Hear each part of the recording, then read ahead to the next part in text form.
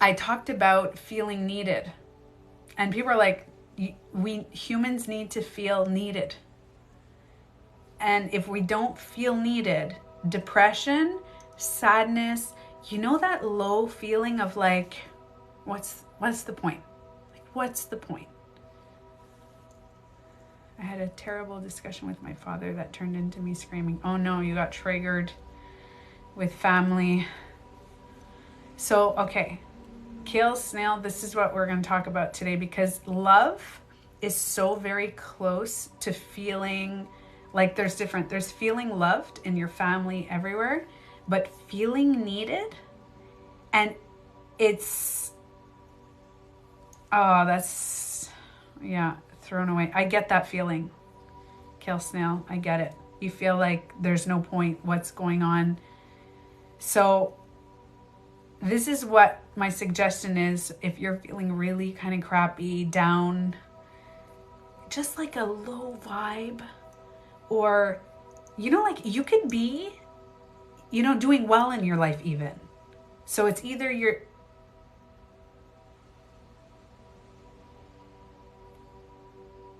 that is the first time this happens on my life. You guys are witnessing. I don't know who it is. Something is right beside me. Holy crap. That has never... did you guys see something on the live? I'm going to replay this. Did you guys see? Like the biggest... So... Okay, so...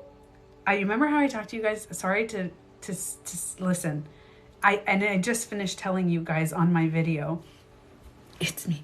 I just finished telling you on my video that I'm not going to talk to you guys too much about spirituality. I'm going to talk to you guys about how to navigate the human experience, which I will talk about. Like, I'll talk about depression and everything and how to feel and why to feel needed. But I literally just saw, so I usually see shadows about this big shadows. Sometimes I see very light shadows. Sometimes I see dark shadows. So in this room, many years ago, this used to be my bedroom years ago at my dad's house. That's why there's this, because I'm really like, this is the type of vibe. I actually put like, there. You see like, I have my for my meditation, but this is like used to be my, okay? And every time I was in this room, I had these insane visions and things like this, and it always freaked me out. So before I went live today, it's right there, I actually saged the room, and I said, if there's any beings that no longer serve this room, I release the beings. I was just kind of saging the house, if there's anything. Literally, as I was talking to you, did you guys see my...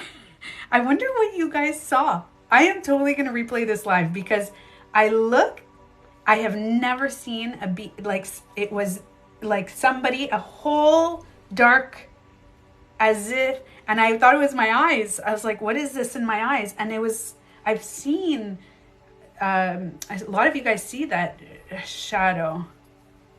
Self-fulfilling prophecy? Don't block, that's not a POV. Anybody, guys, don't mute or block that person. I'm curious what they have to say. I like when people come in, and because I have to tell you, if somebody would have told me this like a year ago, I would have been like, oh, this person's crazy.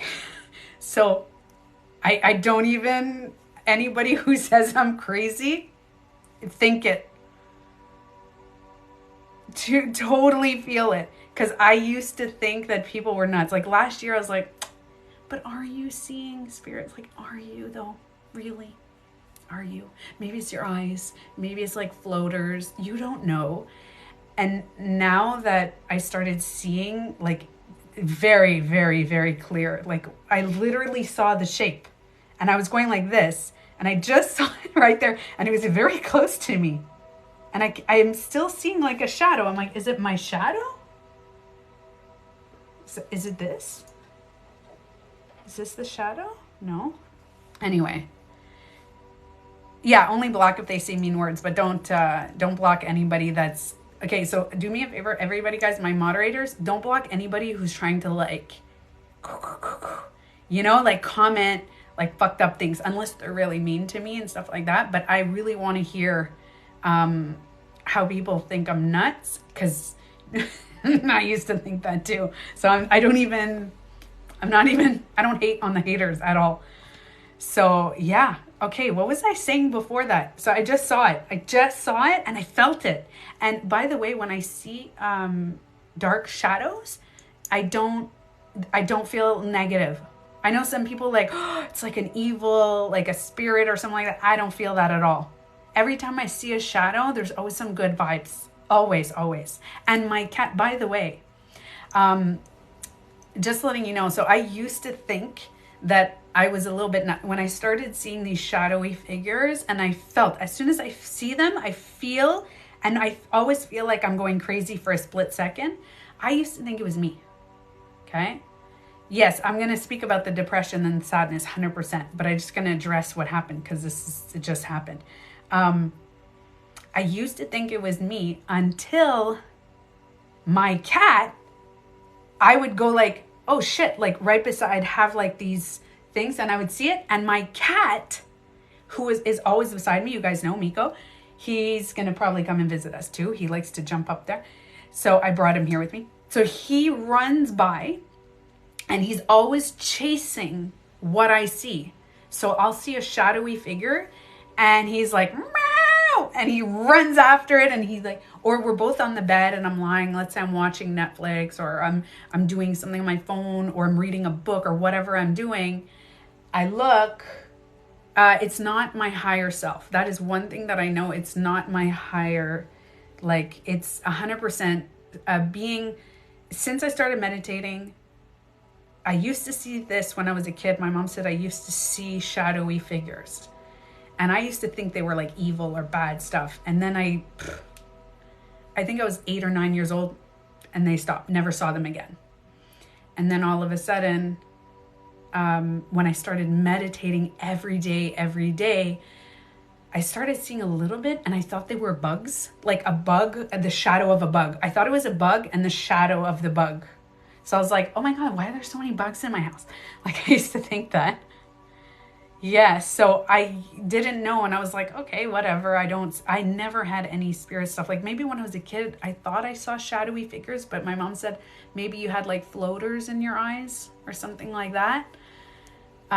Did it happen more often since you have social media? No, it's since I started meditating. Listen, for those of you who don't know me, I've had social media, like when Facebook came out, my daughter was 1. She's going to be 17. I've been a social media person. I've been on it. I've been doing videos. I've been doing all sorts of stuff on social media. The videos actually only started like a few years ago, but ever since I started meditating every day, I used to meditate like sometimes like twice a week, and then I skipped a couple of weeks, whatever. I started meditating in the morning and at night, every morning, every night, every morning, every night. And then I thought they were floaters, like in my eyes. And they're not floaters because my cat sees them. And until I witness my cat seeing what I'm seeing, okay, can I tell you, this is what happened? Story time quick. I was sitting there in my room and my cat's on my bed. My boyfriend's watching, I scream so much. My boyfriend is watching TV downstairs. I don't think anybody else was in the house. And I was just like, and all of a sudden, I see this shadow figure like going across the wall, but it wasn't like a little shadow of a bug. Like it was like what I just saw now, like a big shadowy figure. It was like a bird, the shadow of a bird, like kind of like that big, like across the wall. And I went, oh man, maybe I'm too much on my phone. It's the light on my phone. So I put my phone away and I was like, it's my eyes. Like I always say, it's my eyes. So what does meditation mean? It just helps you reconnect with everything, mostly inside of yourself, outside of yourself. It just helps you. Okay. Now there are more people seeing you and their guides have to go and see what your intentions are. What do you mean, Tita? I'm curious. What do you mean? So, so then, yeah, I have a meditation at 8 p.m. I do them every week. So for those of you who are new on my live, I do a meditation every Monday, but today's Tuesday. Anyways, so I see this thing and then I'm like, oh, my eyes, I'm going to stop. So I start reading my book. I like to have my little alone time. I'm reading a book. I turn the candle on and everything. And so because there's a little candlelight, I see another like kind of like shadow thing again. And I was like, this is freaking me out. I'm going to stop. Like at first I was scared of these shadows and I told Wilo about it, I think. And then I was like, I'm seeing and I was scared of these dark shadow figures because I didn't know what it was. I didn't think it was like, I was like, what if it's negative? I don't know. And then for those of you who know Joey Labassière, I was writing to Joey and I was like, they're like evil spirits or they're like bad spirit. Like I was so scared. I was like, what am I seeing? And this, guys, this only happened recently. So all of a sudden I'm looking at the wall and then, so I go, okay, I'm turning on my light. Like no more little candlelight stuff. I'm turning full light on because I don't, like, I'm kind of scared. Now I'm scared. I'm like, is it an alien? I was like over exaggerating, analyzing. Anyway, I see this figure again, but this time it was kind of slow. My cat goes, like, you know, the cat, they go like that. And when my cat goes, it's not negative. When my cat is hungry or angry, it's like, meow. But the little, usually he does that to me when he's talking to me in the morning, or he comes to see me and he's like rubbing against me and he just kind of like, he does that little. So my cat goes, and then does this like position, runs and goes like this. Okay, I'm going to show you guys the wall. Okay, the wall here. Runs to the wall. I was like, okay, it's a bug. It's a bug. There's a bug in the room. Because my brain would not grasp that there's some sort of spirit or something. I was like, for sure. But what you guys don't know is my cat, I found it today, my cat is 6 years old. And my cat always looks above my head. Like this, like, not like just, like always. And staring, always, wherever I am, in any room I am, always staring above my head. And I was like, what are you seeing? Are you seeing my energy? Like, I was like always freaked out about my cat. Anyway, so my cat, this time I was like, okay, it's a bug. It's a bug. It's a bug. It's a bug. So I call my boyfriend. I'm like, babe, come here, please. Come here. I think there is something's freaking me out in the room. And can you just come and hang out? Can you watch TV upstairs here? Okay, because we have a TV in our room. Can you watch TV upstairs? Something's freaking me out. I feel like, I don't know, spirits. I don't know what's going on. And as he's coming up, because he was like turning off the TV, doing that, I see the shadow figure, but no longer on the wall. I see it like here, like coming right in front like this, like a shadowy figure. And my cat runs, goes, pew, and like, and I went, ah! I was like, oh my God. And I started screaming my boyfriend. I was like, oh my God, something's going on. I don't know what's going on. And I was super scared. And can I tell you guys, this went on for 6 months. My cat sees the shadow figures that I see. And for 6 months, I was so scared. Until two things. I watched this video that, I had a meditation after I watched a video that Wilo actually sent me. And it was about this guy that goes into a dark room for 6 days. Complete darkness. Not even a crack of light. And no phone, no nothing. 6 days in a dark room. And I watched this documentary. It was like 45 minutes, an hour or something. And you hear him talking to himself. He's like, his subconscious is rising. He's freaking out. He's getting scared. And then he cries. And then he's going through all sorts of emotions. But nothing happened to him. And I was like, oh my God, I'm just scared of the darkness. I'm just scared of what I think is in the darkness. That's what I'm scared of. I go through this all the time with my dog.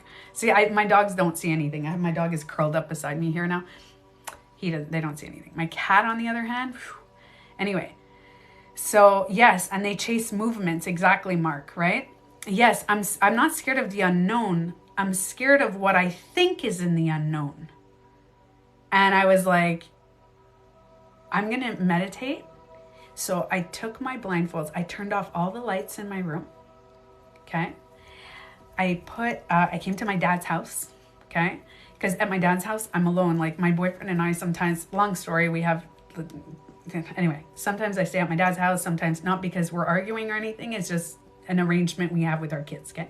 So I came to my dad's house, and in the room there was darkness, and it's right beside this room. It's in another room. So I'm sitting in this dark room, and I know that I was like, okay, maybe there's some spirit. I don't know what's going on. I was so scared, guys. I was really, really scared. And I was like, okay, I'm going to meditate, and I'm going to go into the fear of what I think is like spirits or something. And I put blindfolds on my eyes, like dark blindfolds in the dark room. And then I would hear and then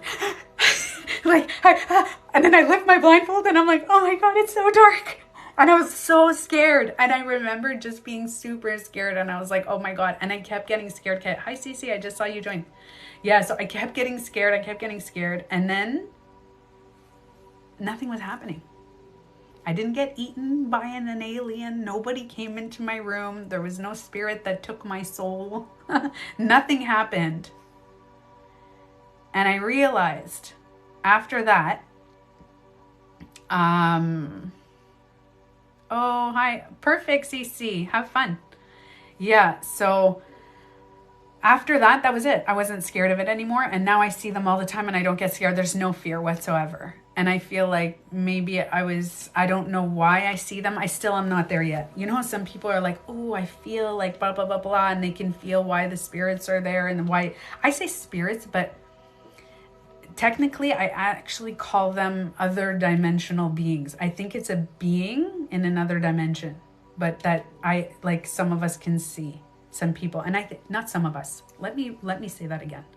All of us can see. All of us can see these things. All of us can connect with them. If I can do it, anybody can do it. You just have to tap into it. That's it. So I'm not special, by the way. I want you guys to know that. I'm not special. I'm not different than anybody else. I just took the time to tap into it. Just like I said, if you want to become a bodybuilder, you go to the gym every day, work out for 2 hours, 4 hours, you go into CrossFit, you do that stuff, and then you become a bodybuilder. I wanted to see spirits. I wanted to tap into abilities that are beyond the 6 senses. So I was like, I'm going to start meditating every day. So instead of going to the gym every day, which I should do a little bit more, but anyway, that's another conversation for another day. I was like, I'm going to tap into something. And it took every day, man, it took like 4 years. 4 years. Be special, no one like you. No, I know. Okay, so there's a difference between, it's not that I'm not special. It's like I am special and I'm not special. I'm not, it's like if I say I'm special, that means other people are not special. That's how I feel. So when I say I feel loved, I feel, you know what I mean? Because it doesn't make sense if I say I'm special. That means some people are not special? Is that what it means? Because everybody has their specialness. Everybody. It depends on what you want to take the time. Some people, listen, I have a boyfriend that doesn't meditate. He loves to take care of his house. Like he goes out, cuts the grass, does a thing. He loves caring. He cares. I'm lucky. He likes to cook for me. He likes to cook for his daughter. He likes to cook for us. He's constantly doing stuff. He's very much of a care. He loves that stuff. So that's why I'm very loyal. Actually, that's not why I'm very loyal. I keep saying stuff that I'm like, it's not that's why I'm very loyal, but I find that I feel very loved in this. And I don't know what it is about what he likes to do that, but he likes to kind of I think that's what he likes to do, because he likes to do it in his job. He likes to do all sorts of stuff. Just because the reason I'm stumbling on my words right now is because I just realized he asked me not to talk about him. And then every live I freaking slip in and start talking about him. So I was like, I heard his voice going like, don't mention me. Don't talk too much about me. Anyway, I'm just saying we can all tap into something. Everyone just isn't tapped into it, but you're still special in your way. Oh, thank you, Journey. Yes. He's a great man. Is that him? So I think he's going to create a fake account and come on my lives, because that could be him. He's a great man. If he wrote that, that could be him. And he told me last week, I'm going to make a fake account so you don't know who I am. Because he doesn't like coming on my lives, and then we all make it about him, and he's like, don't make it about me. Shh, no rush here. Anyways. Okay. So what I was originally going to say at the beginning of this live, before this whole thing happened, is the needed thing. We can all tap screen to show support. Thanks, Mark. I appreciate that. You guys are so nice all the time. Yeah. We need to be needed. So think about it this way, okay? So we need to be loved. Humans need love. If we don't have love, some people turn very dark in their thoughts, in their selves, dark in the sickness, and just everything becomes unhealthy when you're really lacking love. So we do tap until your fingers cramp. Imagine. So, I appreciate that, guys. Yeah, so we need to be needed, right? So I'm going to go back. I really want to talk about that. And if you need, there's a balance. You know how I always say, like, there's a balance between too much and not. Like, if you, okay, you need to be needed. We all need to be needed. It is a human thing in us that when we are needed, it can fight depression. When you are someone that is needed, like people need you, you'll notice the lack of depression and sadness and low, because you're going to feel that your presence is really important. Now, if you're too needed, too much on it, and it's needy, and people are dependent on you, you can get anxiety. So let's say you're a mom who doesn't take care of yourself, or you're a dad that doesn't take care of yourself, and you're completely just giving too much, and other people are too needy, and you're going to feel depleted, you're going to feel exhausted, you're going to feel anxious, you're like, oh my God, you're going to feel like you lost yourself. And if you're not needed enough, you're going to feel like you're disposable. So I'll give you guys an example. Let's say you're at your work, you're at a job, and you're kind of just like, you know that you can get fired at any moment. You know that you're just whatever, and you're not really needed, and you're disposable. Like anytime they can just, you're not going to feel good in that job. And even if it's a job that you're not crazy about, let's say you're not crazy about the job. You're like, meh.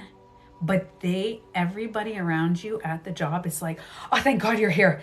This and this and this and this. Oh my God, you did such a good job. And then your boss or whatever comes to tell you like, oh my God, amazing. Like this, you did this. I'm so happy you're part of the team. And you start feeling needed, like you're fitting in and you're needed. You're going to notice this when you go home. Feeling needed, you're going to be like, kind of like, yeah, I'm needed at work. Like, so sometimes when it's unbalanced, but it has to be love in the happiness in our life has to be love and needed, a balance of both, because you have to like love a partner or your job and feel like you're needed. And you'll notice that the lack of sadness and depression and all that, it creeps in. The sadness creeps in when you feel like you're not needed. Now, here's the good news, okay? The good news is you can be needed even having a garden. Like, let's say you have a garden with like tomatoes. And I'm saying this because my dad he just got a tomato garden.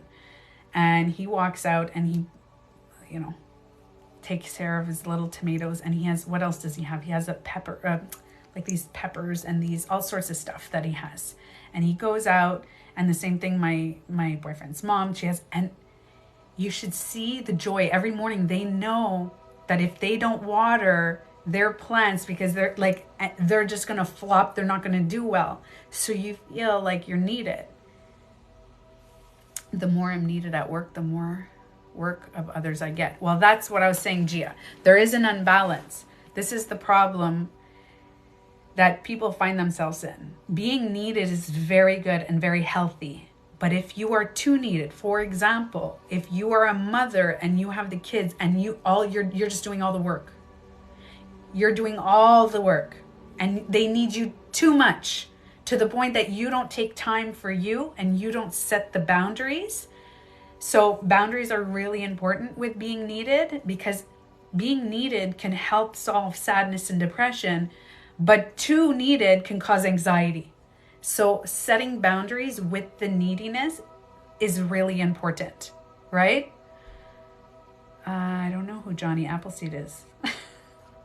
So there's a level that you need, but I have to tell you guys, when you discover if you're too needy or yourself, if you're like too needy on your relationship or on your job, so we need to need others and they need to need us. And this is why relationships are actually really important. And it's hard because, especially if, let's say you're an introvert and you're good alone. You're good. You love it. And then you want to be invited. You know how introverts say they want to be invited? They just don't want to go. Right? Now you have to realize the reason an introvert wants to be invited is because they want to feel needed. They want to feel like their presence is something, but they don't want to go because they like to, their own energy and their own stuff. But this is why being needed is so important, like being loved. It's so, I've become more and more. So yes, I know through COVID a lot. It's like even the extroverts, COVID just made them introverts. Like the whole pandemic just made everybody introverts. But it's super important. Hi, Smear.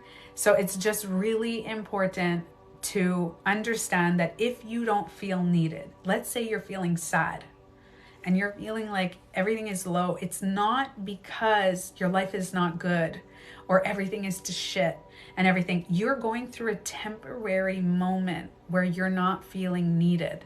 And listen, it could be other reasons. There could be a lot of other reasons. There could be illnesses in the families. There could be, situations and events and trauma and family members that are mean. And there's things that can happen. But if you catch yourself being sad for no reason, like you just wake up and you're like kind of feeling sad and you're like, what's the point? Like that sentence, what's the point?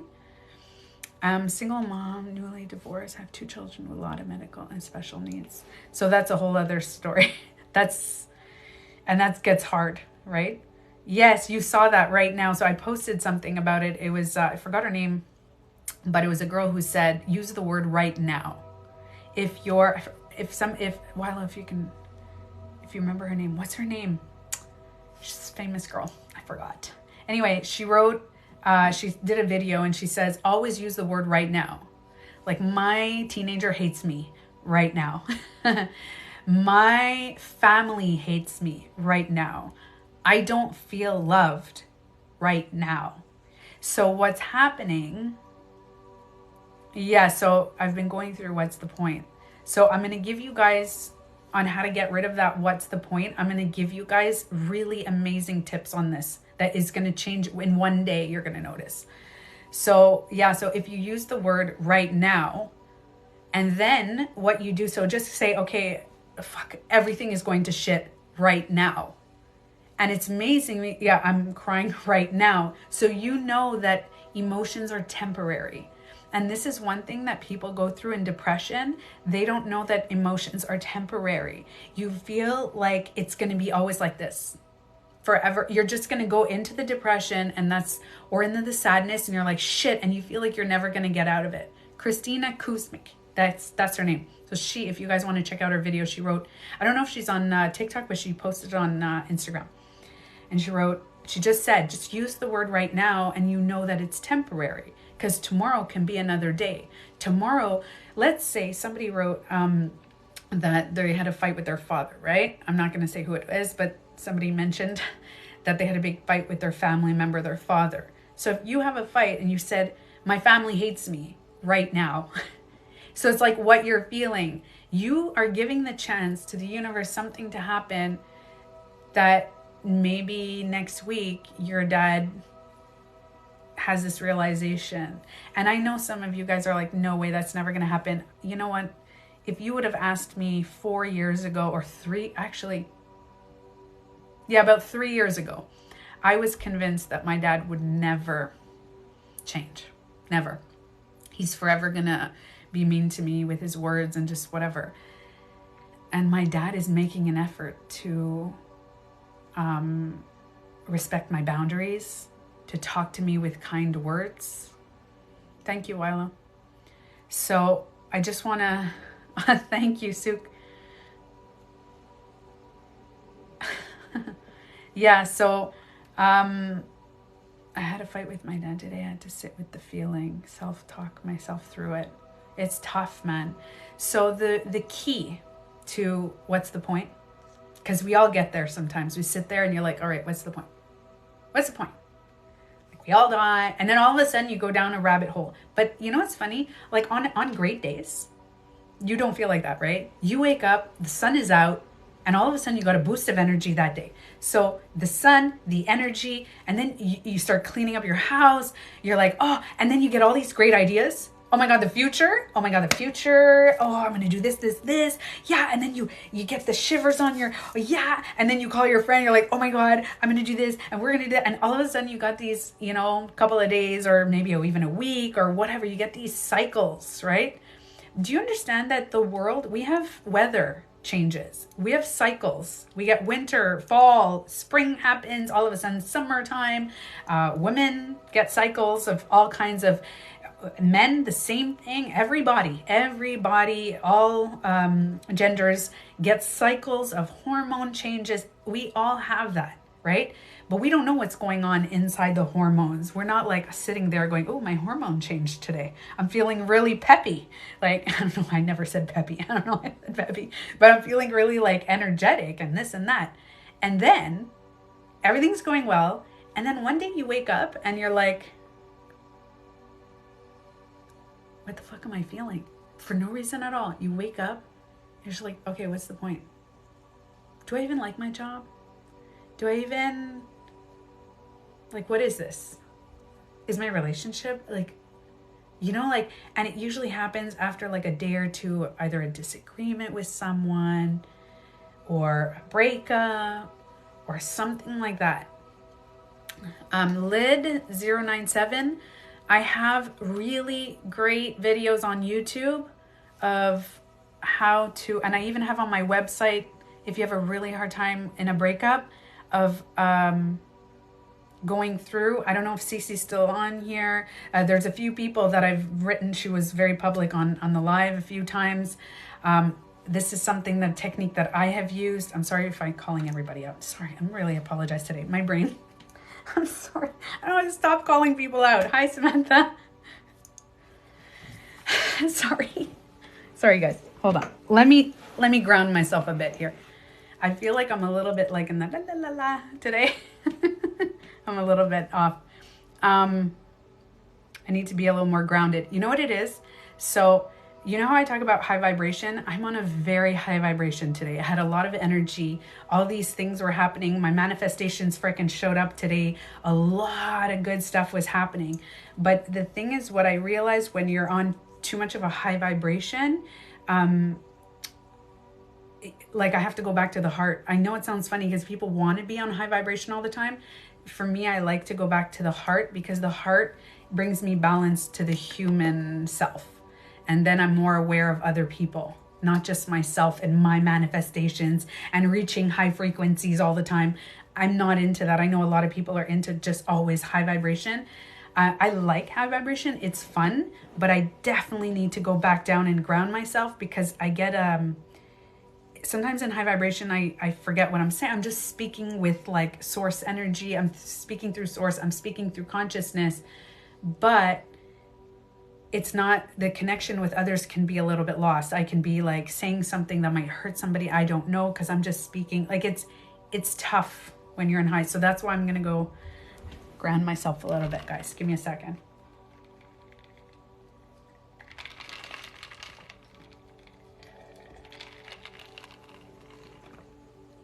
So here's what to do when you're not feeling needed at your work, your job, especially if you had a breakup, if you had any type of thing. If you one day wake up and feel really crappy about something going on, and you can just go, well, I feel shitty, my life is shitty, and you can go down the rabbit hole and listen to all the negative thoughts. You can name your negative thoughts. You can have a name for them, like kind of like you have another person. So I saw a show recently. What was the show? It was a kids show. Luca. I don't know if you guys saw that. So I was watching it with my nephew this weekend. And Luca is like a little sea creature that turns human on Earth. It's a cute little movie. It's actually cute. And there's a guy, the sea creature that turns into a human, tells his other friend, says, you know those negative thoughts in your mind? He's like, I call mine, like he has a name for them. I think it's Bruno. He calls them in Bruno. So he's like, stop, Bruno. So his bad negative thoughts are Bruno. It's a Disney movie. I'm not sure if it is. I just know that I was just sitting and my nephew is really, Luca. It's super cute. So he calls them Bruno, so you can call your mean thoughts that are telling you that all these things, just name them something. I don't have a name for mine, but I just say like, enough, stop, Tanya. Like, don't. And then what you can do throughout your day, whatever it's your job or you're going in or you have the day off and it's a Sunday rainy day and you're just like, oh God, everything is shitty. Go out somewhere and do something where you're needed. Okay. Now, if you're an introvert, chances are you may not want to volunteer anywhere. Okay. So I'm letting you know, I'm very good in a small setting and I'm good in a very, very, very big setting. But the gremlins, you call them gremlins? Yeah, and then, don't feed them water. That actually makes sense, the little gremlins. So imagine, I don't try to stop thoughts anymore. I just watch them dance around all crazy. And I stand back like, I like that love lavender. For me, I have to stop some of my thoughts because and don't talk about Bruno, yeah. I know, I was thinking that too, Johnny. Now I have the song in my head.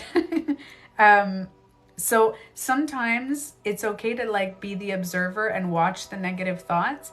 But I have some thoughts in my head that surface they're not my own thoughts. They're like things that people have said or society and says like, you're not pretty or you're this or you're that. Like we all have that specific thing that bothers us, an insecurity or something in life. And when that one surfaces, I don't just observe it. I do at first, but by saying, no, you're not welcome here. You're not welcome here because you're not my thoughts. Your thoughts from society, your thoughts from, a parent or somebody that said it to me once. So it's just not welcome in my mind. And then I treat it like that.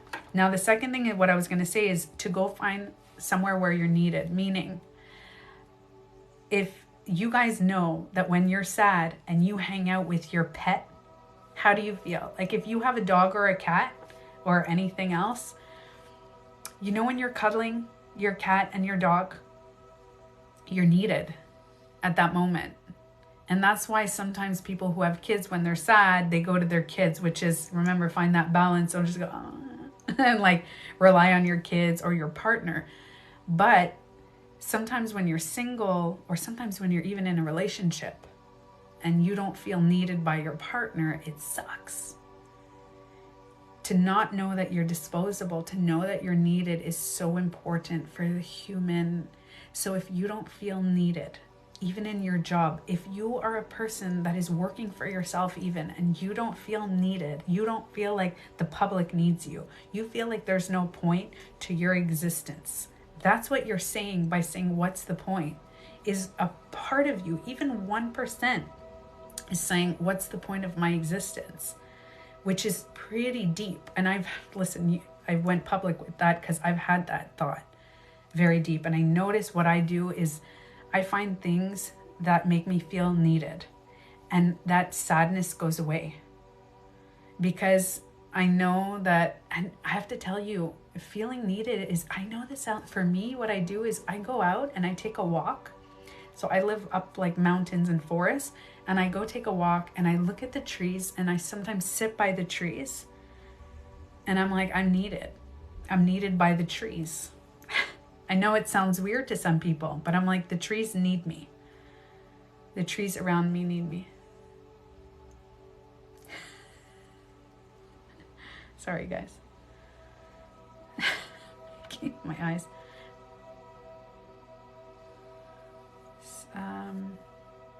Kill snail? Wait, what's happening? Sorry for your loss.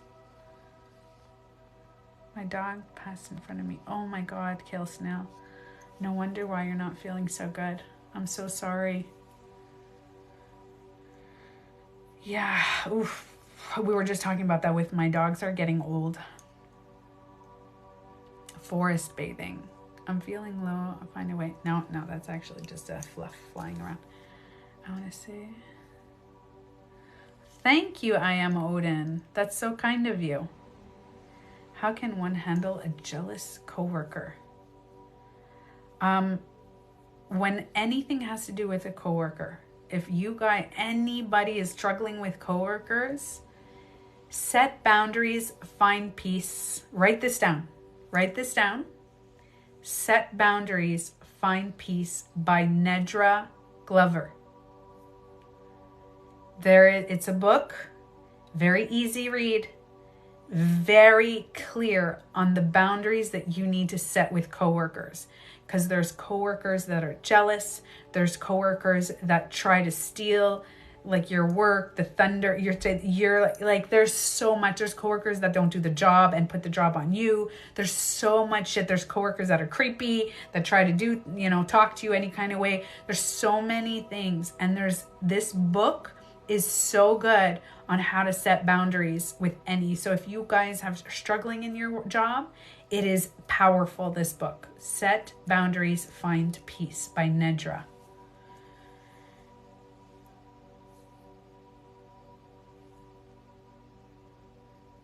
Oh my goodness. It's like all right.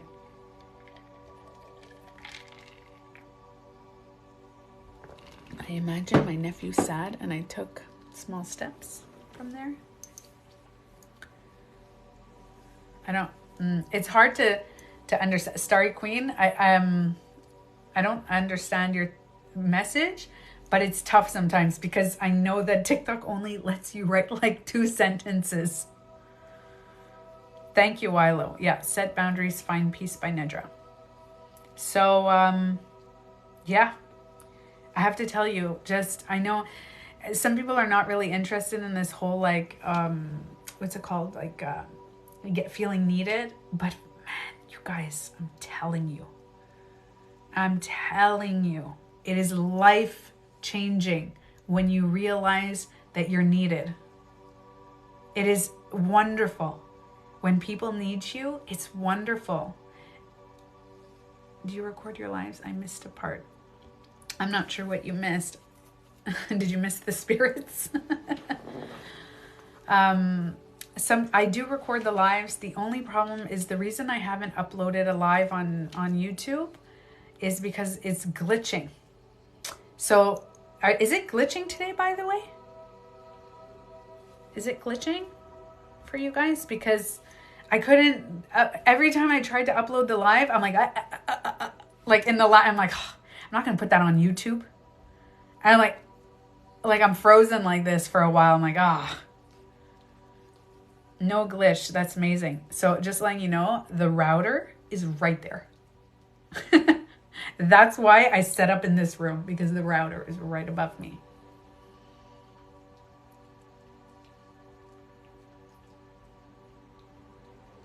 If I'm not needed, I'm not motivated. You'll notice it's not that I'm not motivated. That's not, sometimes we can get motivated without feeling needed. Sometimes we just wake up motivated. I don't know if you guys, sometimes you wake up and you're like, ding, like full of energy.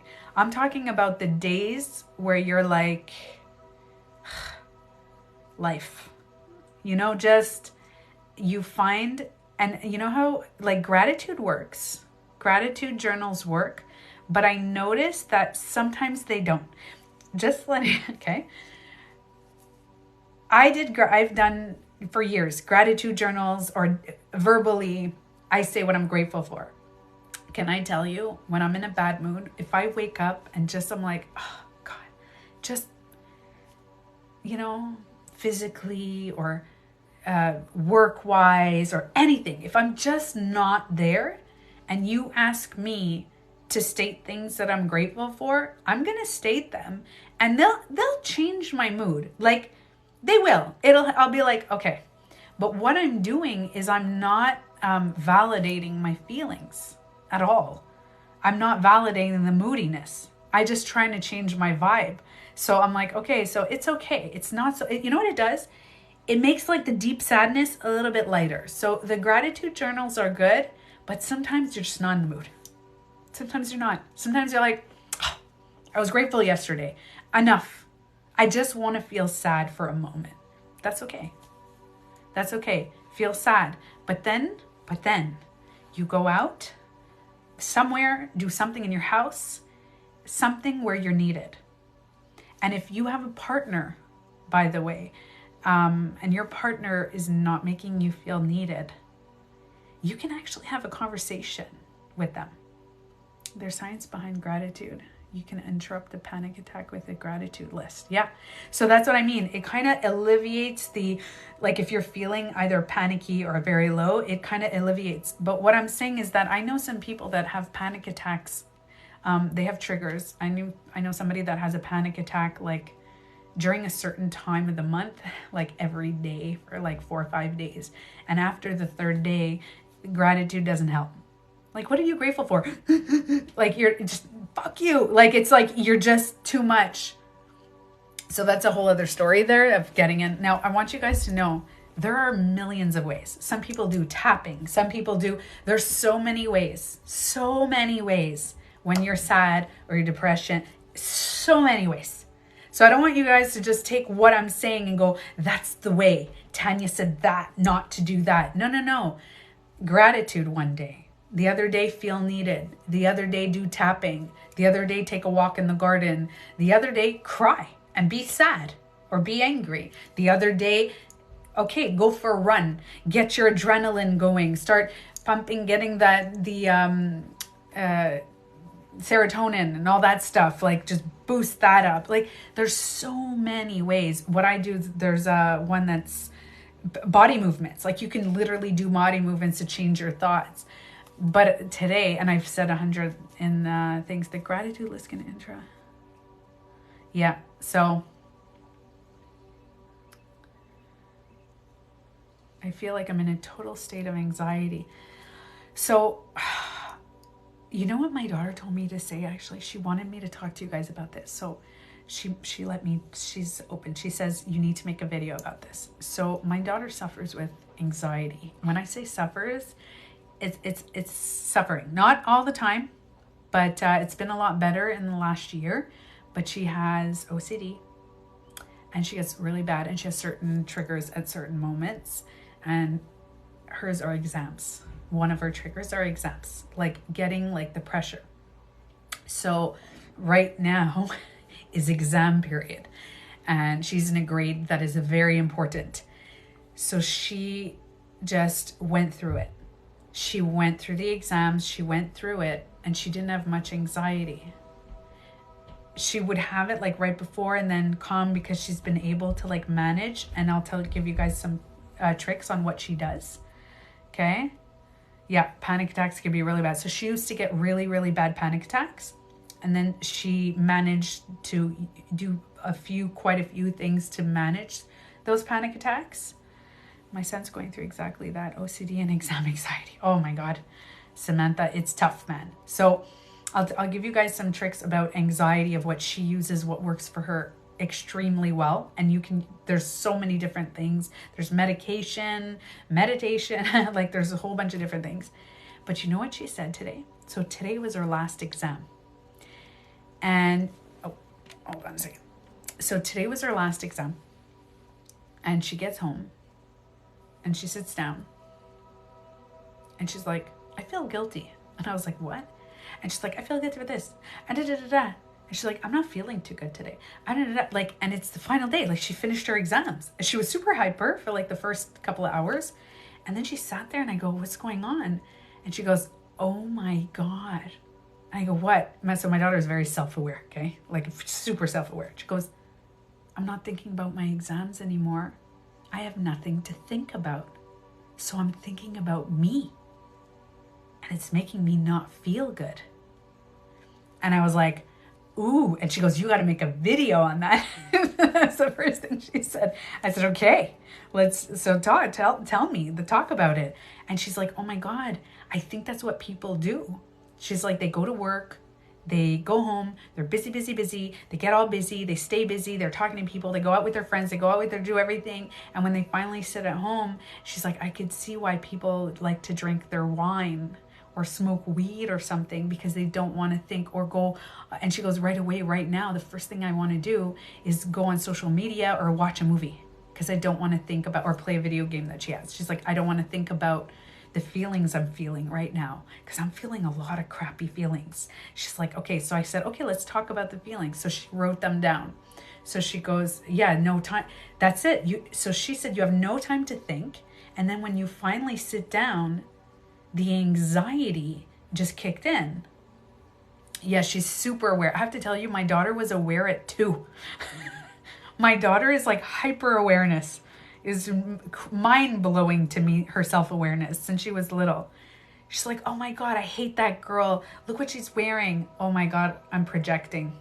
It's probably because I don't like what I'm wearing. And I was like, okay. So I don't have, like, she'll judge someone. She's like, oh shit, I'm self-projecting. It's like, oh my God. So she's really, really self-aware. So she wrote down today. So if ever you do that and you notice that you finally calm down after work, you're sitting down and all of a sudden you're getting anxiety, you can write down what your, by the way, in 5-10 minutes, we're going to be doing a meditation at 8 o'clock, 8:05. Yeah. So write down, she wrote down all the feelings that she was feeling. So she's like, I'm feeling guilt, which is a coincidence that I posted about that today. I was like, oh, did you see my video today? I posted about guilt. And she's like, really? So she felt guilt. And you know what's funny? Do you know that she didn't fix any of this? I'll tell you guys how wonderful this is, okay? So she writes down, I feel guilty. I said, guilty of what? She's like, I feel guilty of like, I need clothes for next year. I'm going to ask you for money. And I don't have like a secure job this year. She's kind of, it's a long story, but she's working for me actually. And she's going to be selling some things for my dad and for the family and for a friend of mine, and she's going online. So I'm going to teach her how to become her own boss. And she's going to have like a part-time job. Long story. Anyway, so I want her now at a young age to be her own boss. And then later on, she can have a boss or not. But I'm going to teach her, because my parents taught me how to be my own boss. So that's why I think I had a boss for only like 5 years of my life.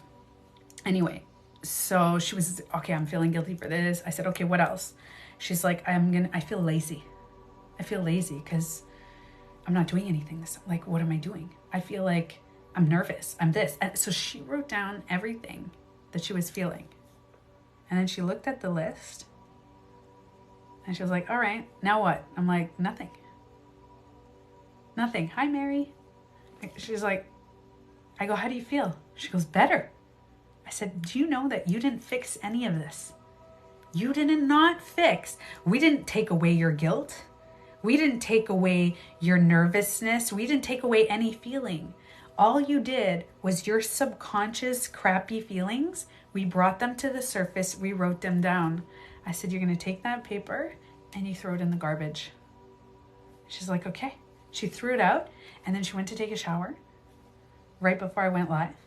And she's like she's cuddling with my dog. She's reading a book, or I think she might be playing her favorite like Sims games, or like she's being like, and she said, Mom, I feel like all these emotions are gone. I go, and we didn't fix anything.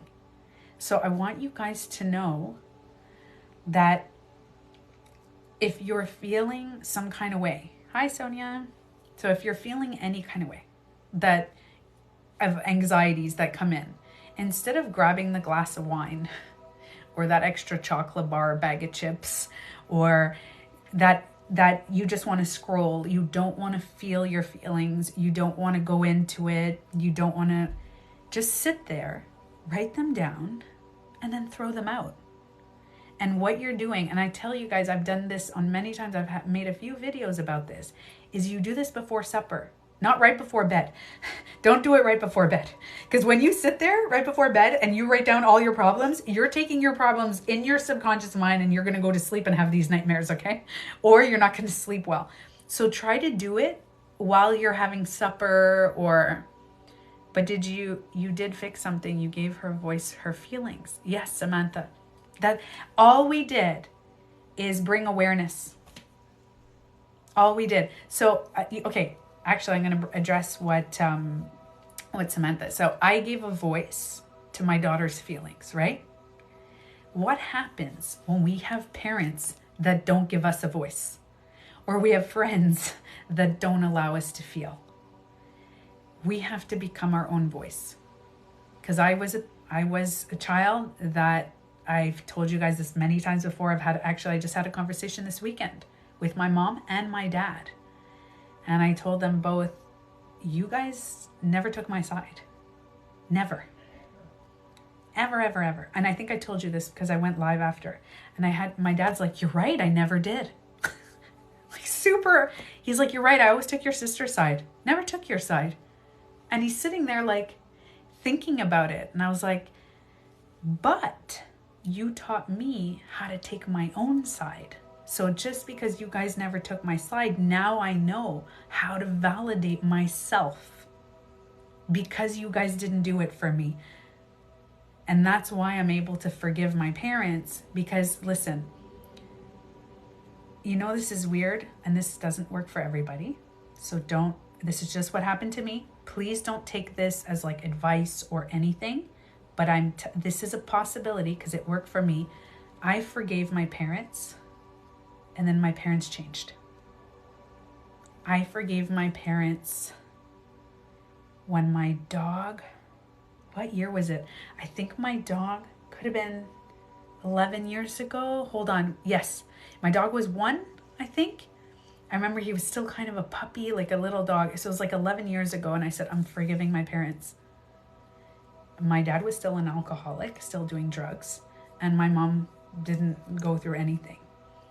So I did all the list of what my parents and what I am. I went through this forgiveness. 2 years later, my mom walked on fire, went to this retreat of like meditation of a whole thing. She called me. I'm so sorry for what I treated you and how this. And my mom's been on this amazing journey. She does like yoga twice a week with meditation, and she's all like, whoosh. My dad went to rehab, which I organized, but he accepted for 2 months, and he's on his own healing journey, really amazing, and he's self-reflecting, and we had these great conversations and setting boundaries. So I'm just letting you know that it's possible, but some parents you can't. Some parents you don't need to forgive. I want to make that clear. You don't need to forgive your parents if you don't want to, okay? If you can't, don't do it. Because there's some people that went through abuse, all kinds and stuff. That is unforgivable, and I get that, okay? So I want you to know with all my heart, don't take this as like, well, I don't want to forgive my parents. Don't then. Don't. If you can't, don't. That is just my experience. So I'm giving you guys, and the reason I'm saying it is because I want you guys to know that if you have a thought in your mind of like, maybe I'd like to, you can try. And the really great book that I read about forgiving your parents, there's 2 books. One called Love Me, Don't Leave Me. And the other one, Forgiveness is Not Needed to Heal. Actually, forgiving yourself. All the forgiveness that you should do in your life is forgiving yourself. So you don't have to forgive other people. You don't have to. But definitely forgive yourself for allowing certain things, or for not trusting yourself, or not loving yourself the way, all that stuff. So, had to divorce her parents for a time. Yeah, sometimes we have to. Yeah. Thank you, Starry Queen. Yep. Sonia, agreed. So, are you guys ready for a meditation? What kind of meditation should we do today? What is a meditation that I don't have on my YouTube? What meditation have I not done? Man, I've done every single one. About how to love ourselves. I think the journey to loving yourself is so personal. Like, I could tell you what I did, but you know, I did so many things. But I think the journey to loving yourself is so personal. Just taking the time for you. And you know what's funny? It sounds funny, but have you done one on forgiveness? I don't think so, actually. Jamie Grace. Hold on. What I was saying before, though, what was I saying before? Just, I kind of lost my thought. Oh, yeah. So the loving yourself thing, I have a lot of videos, but you can do affirmations. You can go walk in nature, take the time for you. You can meditate. You can do a prayer if you're religious. Just anything that's for you. Just get on your own journey. You want to read a book. You want to go on TikTok and watch lives that people try to help, or videos of self-loving and healing and all that. But the journey of self-love is so different. Nobody can tell you. We can tell you what we did. And it is hard to love. I have to tell you, I hated myself for years. Every part of myself. Every part. Do you guys want to see something, actually, before we do the video? Iris. Me too. Iris, Sarah? Yeah, me too. But I'm scared. Hold on. Forgiving yourself. I don't think I have done a forgiving your. Have I done a forgiveness? I feel like if I do a forgiving yourself, we're all going to be crying. Give me a second. I'm going to show you something personal, okay? And it's right here because I'm at my dad's. Hold on. Oh, it's right here. What am I doing? It's right in here. Hold on. So my daughter today, hold on. My daughter today pulled out these pictures and she said, "Mom, you look exactly the same." Yeah. Hold on. Picture. This is me. Okay, this was my best friend. Hold on. You guys want to see pictures of me? Okay, so this is me with my first cat. Look, I'm going to show you guys my face. There's a picture. I look exactly the same. And I'm like 5 years old. I was like, oh my God. My daughter's like, oh my God, you look exactly the same. This is my first cat. This was my best friend. And if ever you guys see her on a live, her name was Cammie. Don't know where she went.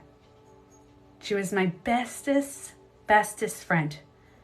And I have no idea where she left in the world. So Cammie, if ever, I might upload this. I would love to talk. Okay. I have so many memories. Hold on, my sister. There's a lot with my sister. This is my baby picture. That's my... See, I feel like the cheeks. I feel like... Okay. And there's one picture I really want to show you guys. And this is my dad. I had black hair when I was born. That's my dad and I. You can't even, it's too blurry. It's like, I was born in 1982, guys. Oh, this there. I found the picture. There's a picture with my grandmother that passed away. Oh my God, I'm keeping this picture.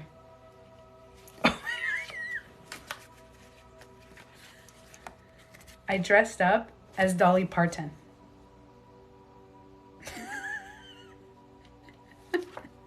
I'm not going to show you all my pictures, but okay. You guys ready for this?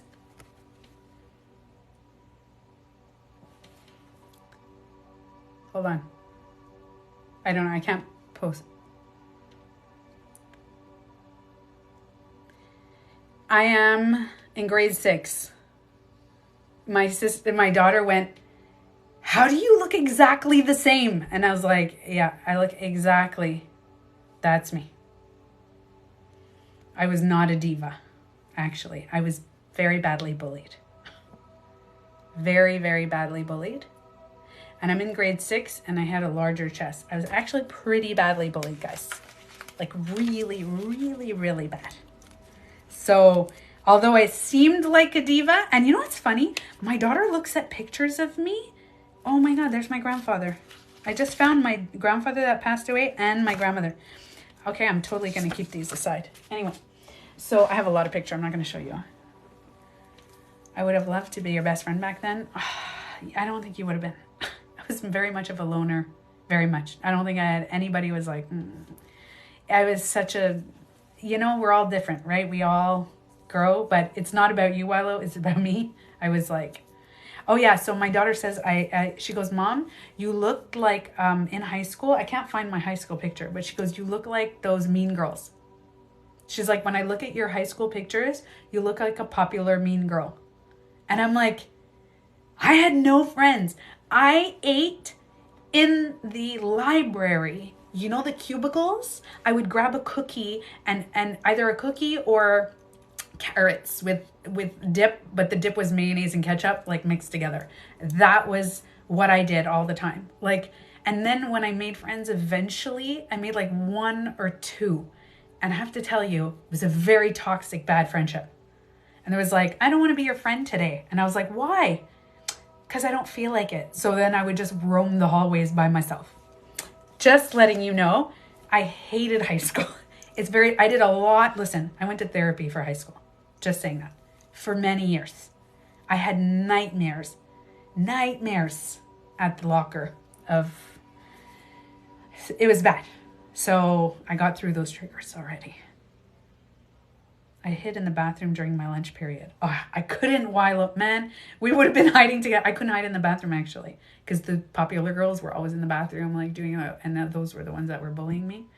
But I'm sure there was other people. So maybe we're on the same vibe, Wilo. So I'm just saying, things are not always what they seem, because my daughter goes, "Oh my God, you look like a popular girl." I was like, no, I was not.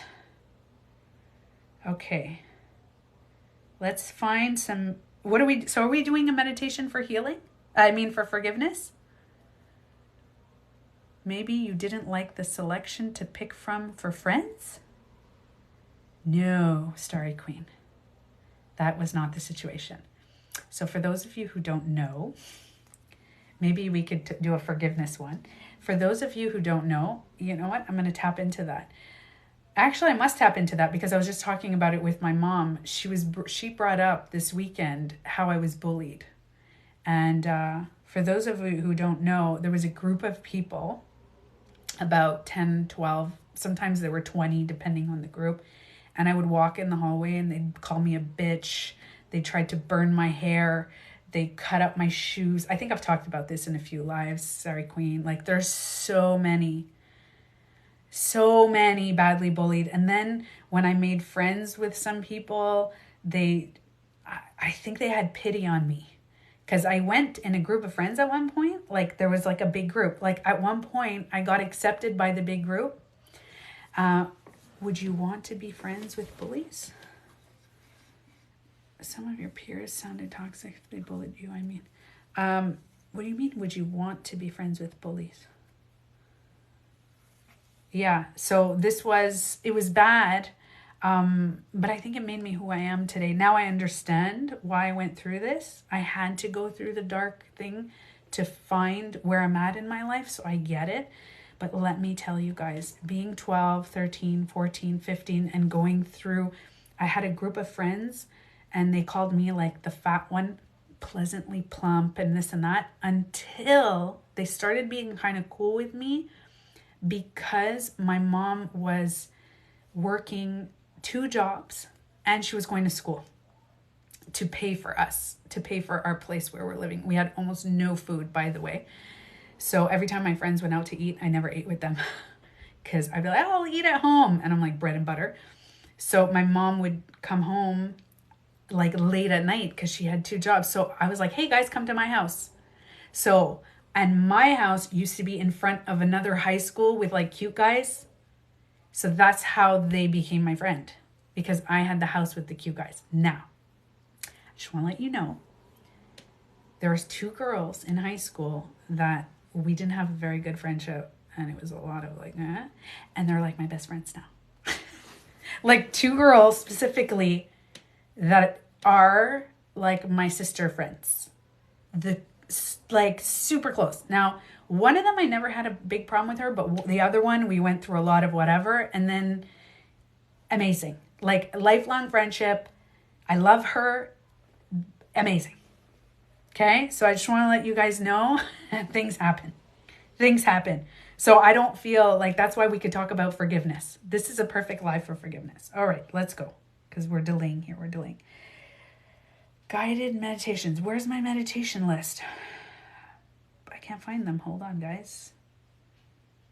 Why can't I find it?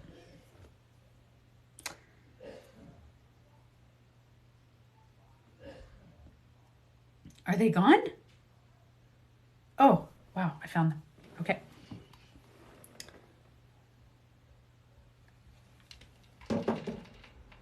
All right. Meditation. Oh, I'm gonna record this one. Ooh, I almost forgot. All right, guys. So for those of you who can't do the meditation now, give me a second. My has to recognize me. All right. Hello, hello. Okay. Because my microphone is there. So I got it. Make sure it's close to me. So you guys ready for the meditation? In this meditation, do whatever you want. Like get comfortable, just whatever you want. Now, here's an issue. Hold on. My dog likes to, hold on. He's deaf. Give me a second.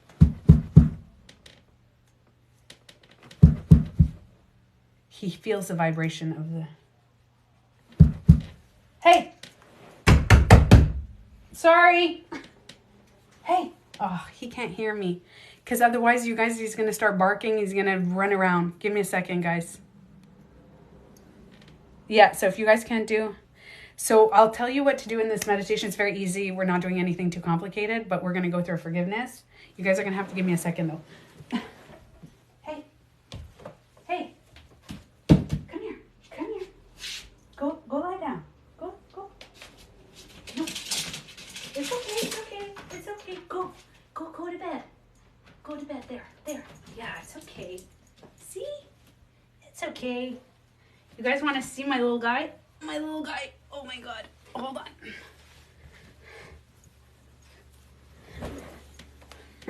Look, he has a little Adidas sweater. Oh, hold on. I want to show you guys my phone number. This is my little old man who's super stressed out. Look at the stress in his body. He's really stressed out. Okay? It's okay. Lie down. Go to bed. There. So let me just let him, here, sit down. Okay? I want to just let him rest. I feel like that was a big adventure. Out in the water. Okay. All right, let's do this. Meditation. What music do I pick? Healing meditation. There's one that was really nice. Hold on, I think it's this one.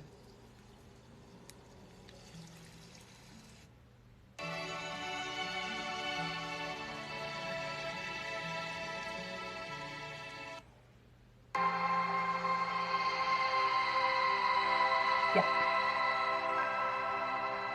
That's the one. We're going to play that one. All right. So for those of you who are new on the meditation, lie down, get a comfy blanket, sit on your couch with your little earphones if you can. If you can't, you can take your phone and like place it beside you. I like to do that at night sometimes when I don't feel like putting my little headphones in. Earphones, whatever.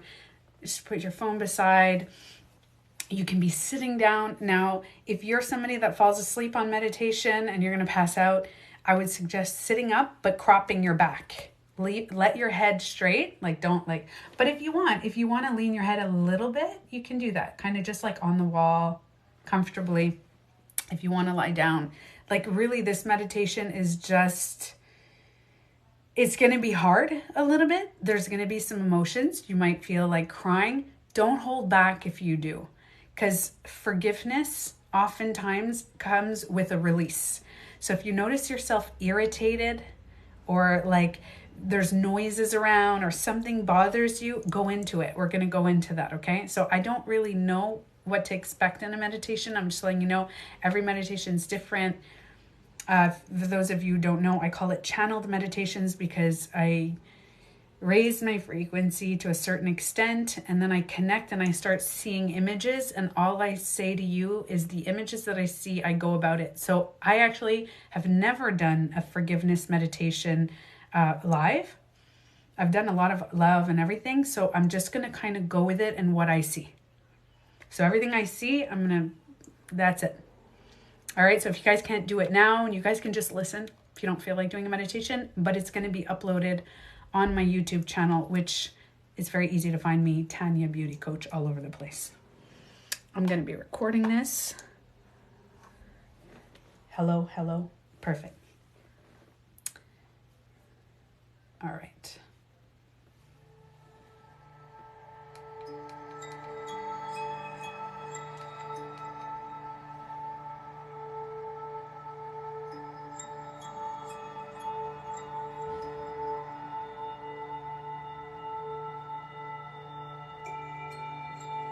Close your eyes.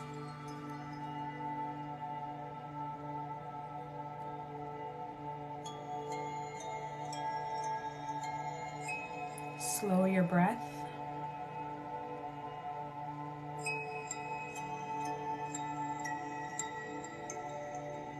Bring your awareness to the top of your head.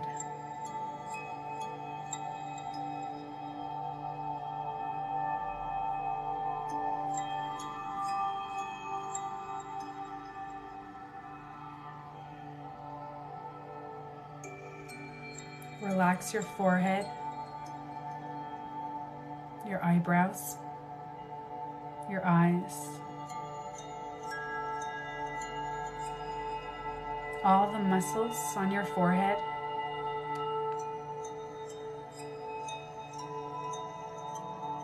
Relax your cheeks, the muscles on your face, your ears. Now release your jaw and the tongue off your palate.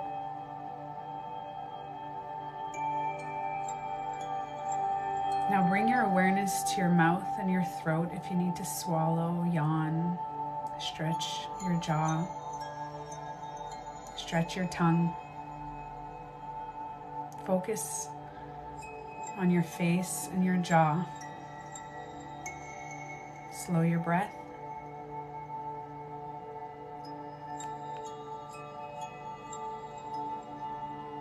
Take a deep breath in and exhale. Another deep breath in. Relax your jaw a little more. Your neck down to your shoulders. Release your shoulders. If you need to move them around. And as you inhale, you feel your shoulders rising, and as you exhale, you feel them releasing a little more.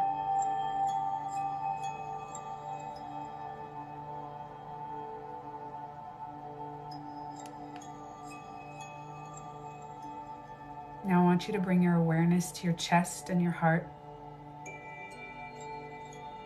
As you inhale and exhale, feel your chest rising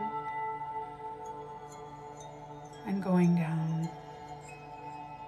Now, if you have a hard time breathing in your chest, you can raise your hands very slowly and put them behind your head, opening up your chest, expanding it. And if not, just stay in this moment. Inhale, expand your chest,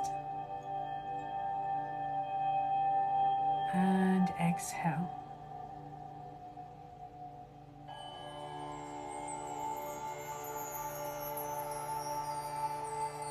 Keep your awareness on your heart.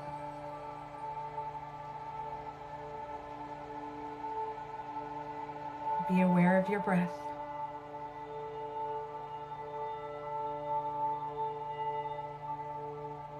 Now feel the energy going down your arms, down to your hands.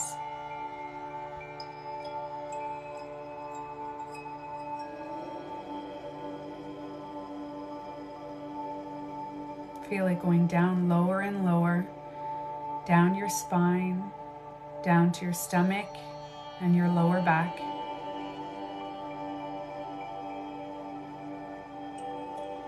Now you're going to take a deep breath in and expand your stomach. Feel all the air going into your stomach. Exhale and release. Again, inhale, expand your stomach. Exhale and release. And now do it a few more times on your own.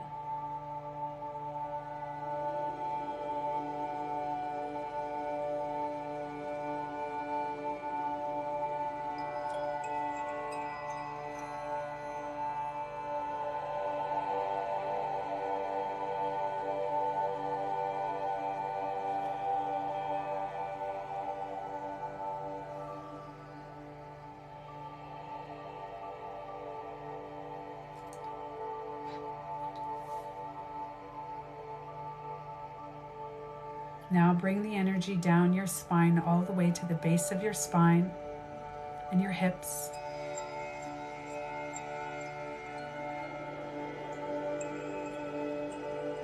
Lower and lower, feel your legs relaxing down your knees, all the way down to your feet. And if you need to move your feet around, you can. Get them comfortable. Feel yourself getting heavier and heavier as you feel safer and safer in this place, in this moment.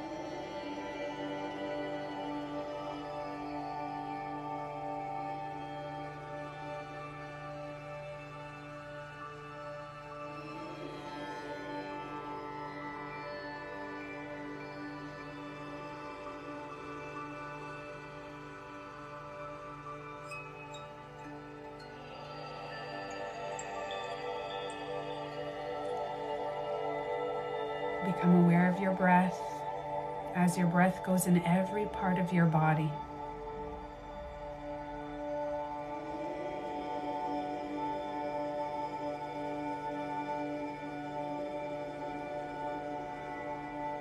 Remember to relax your jaw, your neck, and your shoulders. Slow your breath. Just be in this moment.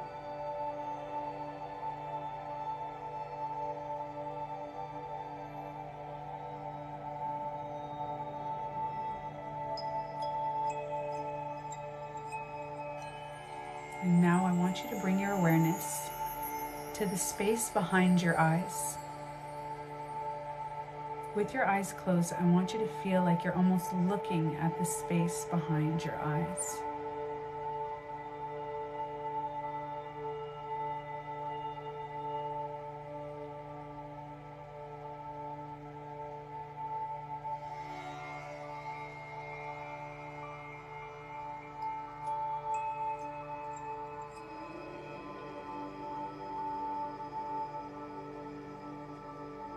Just focus, keep your awareness on that space.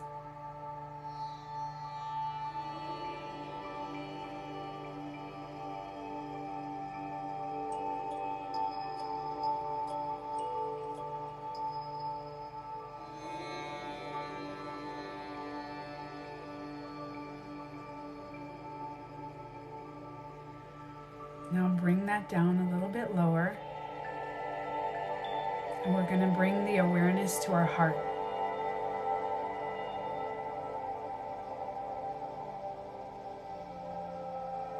And I want you to picture your heart glowing. This bright golden white light.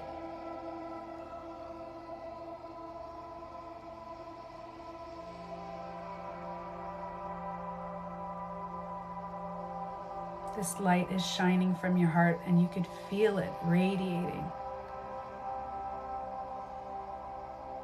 It almost feels like it's leaving your body. It's shining on yourself and the world. If you can, put your spine a little straighter. Open up your chest and feel the energy of your heart.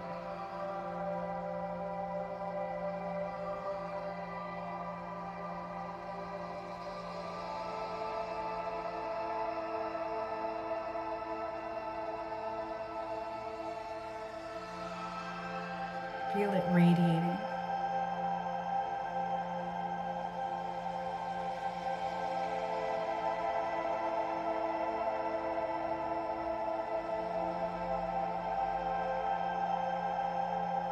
Now, with your eyes closed, I want you to picture in your mind's eye a version of you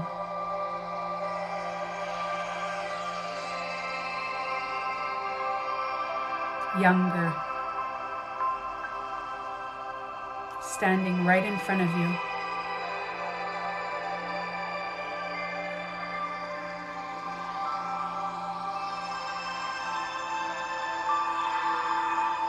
How old are you?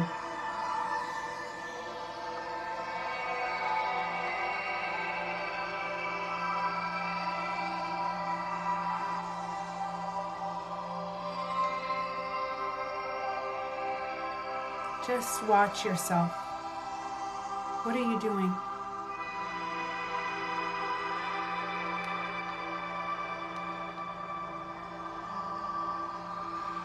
Now I want you to picture yourself opening up your hands and your arms. And that younger you is running towards you. Open your hands. I'm sorry.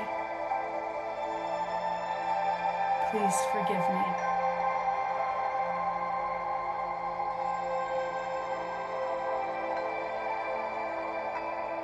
I love you.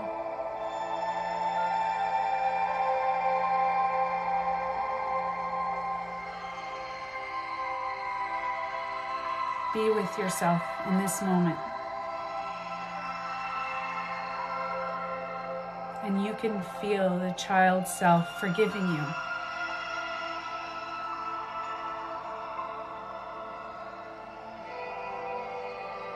Now feel the energy of your hearts connect as you hold each other.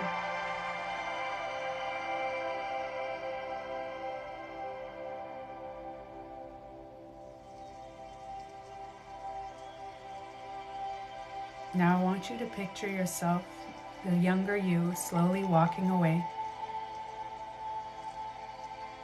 into the rain, into the distance, in the forest. And as you see yourself walking away, you feel good. I want you on your face right now with your eyes closed to smile. Whether you're crying or you're any emotions that you're feeling, just bring that smile to your face. And you can see the younger you turning around and giving you a smile. Feeling the forgiveness in your heart.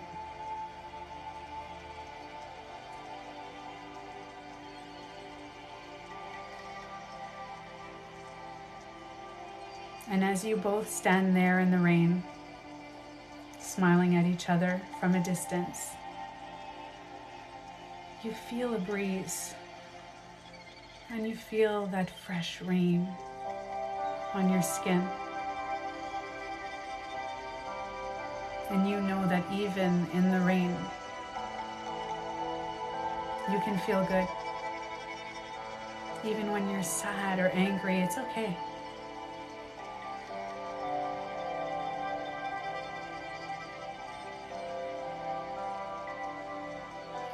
Because the forgiveness is always in your heart.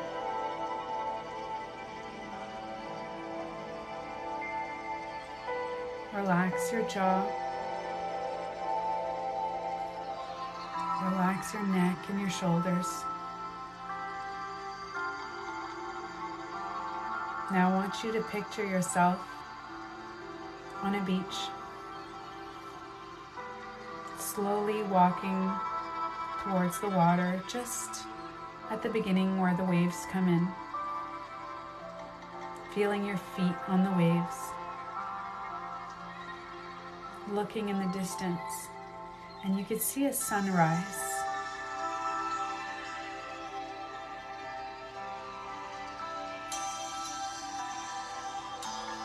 Stay in this moment.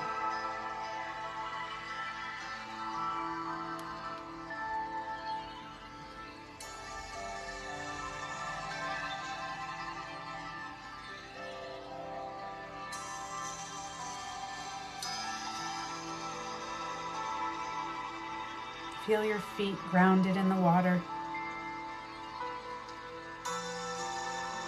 You deserve this moment for you.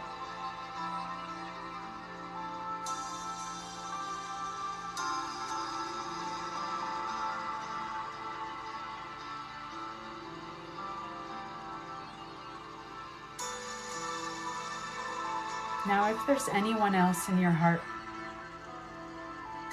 that you've been wanting to forgive but you can't seem to, I want you to picture them in the sun at the distance. Their energy being in the sun. They don't need to be in your lives, but you can still forgive them. If and only if you're ready.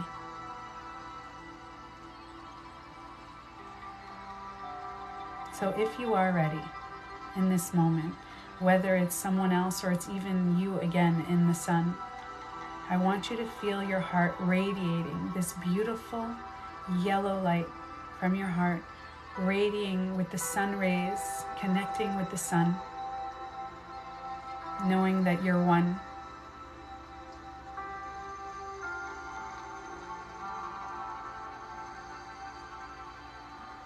And you can say anything that you want to say right now.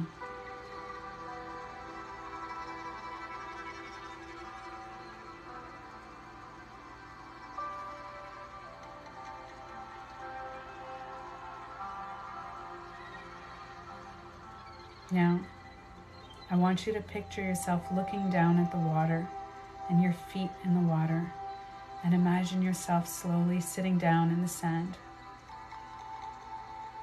And you feel the waves on your legs and your feet.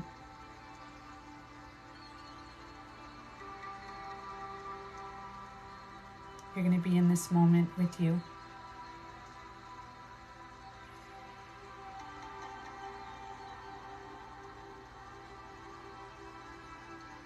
And I want you to realize that you're taking this moment for you. Place your hands on your heart.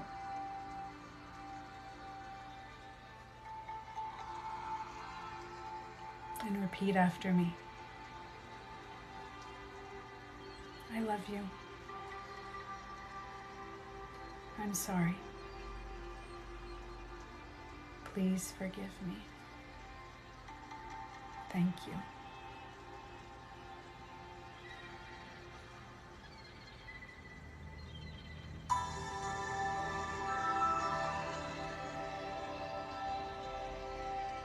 Let the emotions come.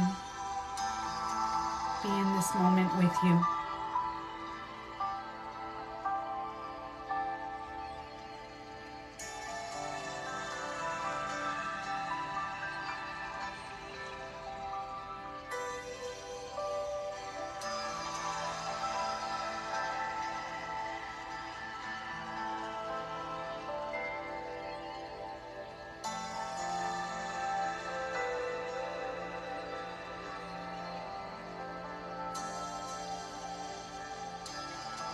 Now, take a deep breath in.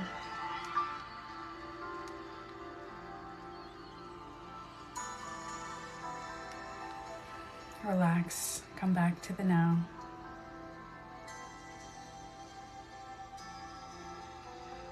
And very, very slowly start moving your neck side to side.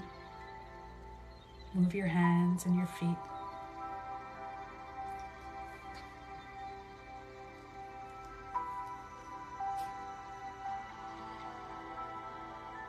And whenever you're ready, slowly open your eyes.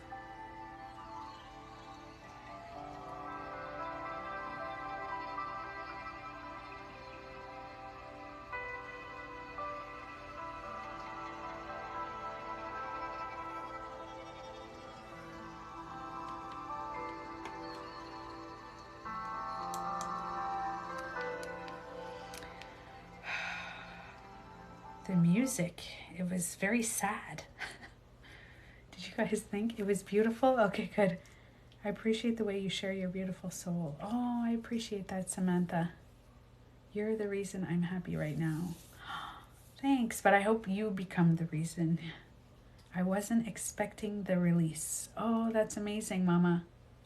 Wonderful, relaxed. I look forward to checking your meditation on YouTube. Yes, I'll be uploading it tonight. That was beautiful.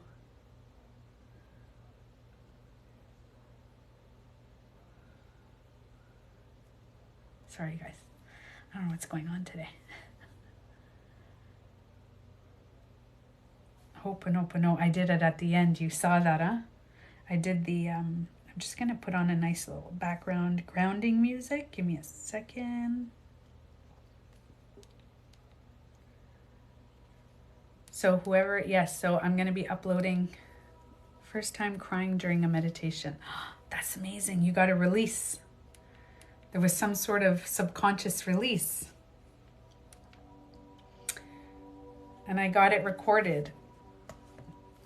So guys, I recorded it. That was wonderful. Had a tear, a happy tear. Oh, that's amazing. Hugs, love, and light. Now, I just want you guys to know, very important. Oh, it's all wet. Please grab some water. If you can, either wash your hands, drink some water, or splash some water on your face, because what happens after a meditation of connecting with your intuition and with your heart is sometimes you can be, you raised your frequency. So when you release a lot of you're forgiving yourself and you're releasing a lot of emotion, and yeah, so if you have all that, so what we did today is we released emotion, therefore you raise your frequency. That's why I was bringing a lot of the water at the end of the meditation and feeling the water, because I wanted to ground you guys a little. So it's important to bring, not lower frequency, but bring it back to a little bit more grounding. So if you can, please drink some water, okay? Put your feet on the ground right now if you can. Wiggle your toes. Just come back to the human vibe. Because what we did is we accessed our subconscious, our consciousness. We accessed a lot of stuff. Yes, we do, Frank. I agree. You have brought me closer to my partner. Oh, wow. Thank you for, I'm happy to help. I love, so can I tell you guys something? This brings up something. You know what's weird? Yeah, so for those who missed the meditation, I'm uploading it. Can I tell you guys something? Yes, it's on YouTube. Look, I recorded it, guys. I got my little, that's why if you guys noticed during the live, I was going like this with my phone and the music, because I was trying to get like a sound effect on the microphone at the same time. I was kind of like moving the phone around. So I don't know if you guys heard that sound. So I hope it works on there. I just tested it out first time. Yeah, so you know what I noticed? What's really weird is some days I go on social media. So for those of you who don't know, I'm on TikTok, I'm on Facebook, and I'm on Instagram, and I'm on YouTube, and I have a website. So TikTok, Facebook, Instagram, YouTube, website. Those are, and Gaia. But Gaia is connected to my website, okay?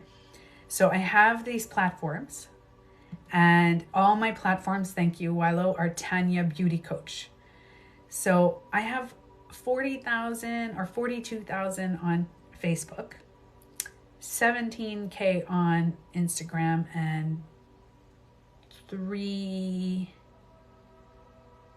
how much on TikTok? I do not know.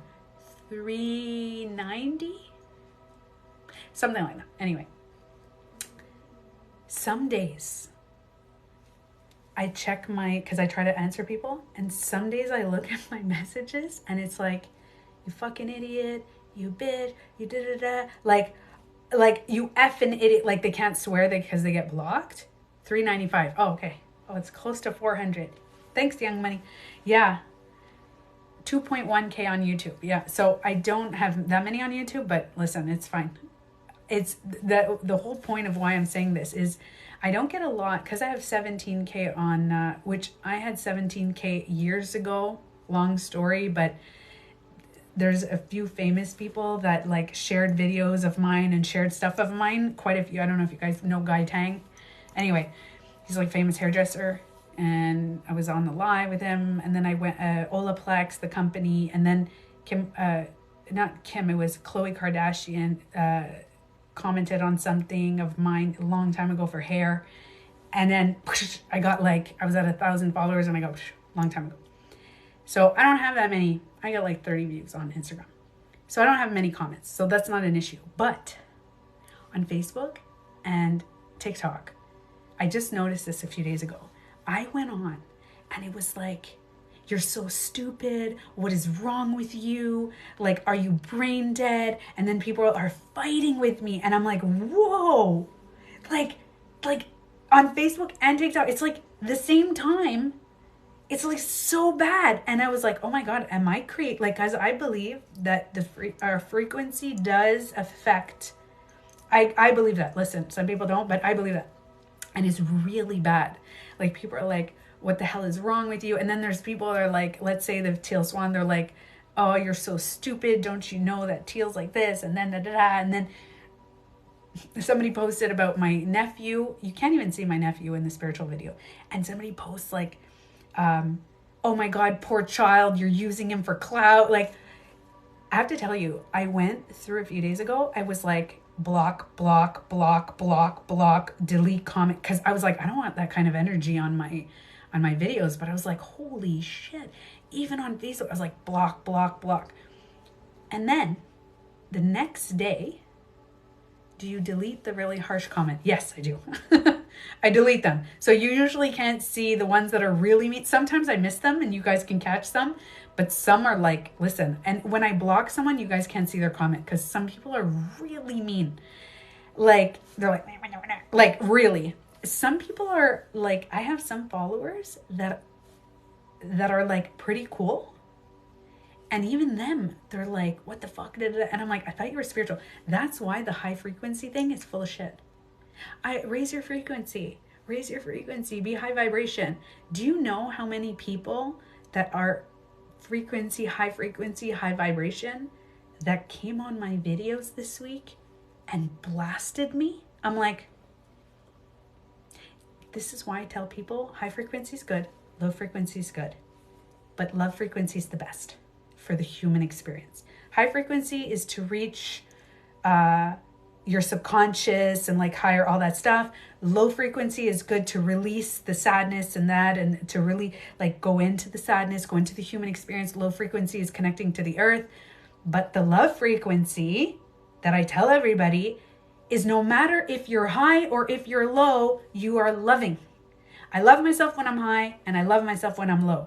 And can I tell you, these high frequency people wrote on my page, like, what the fuck is wrong with you? I was like, I thought you were high vibration. I thought you were a high vibrational frequency. I thought you were like, I meditated and raise it. This is how to raise your frequency, guys.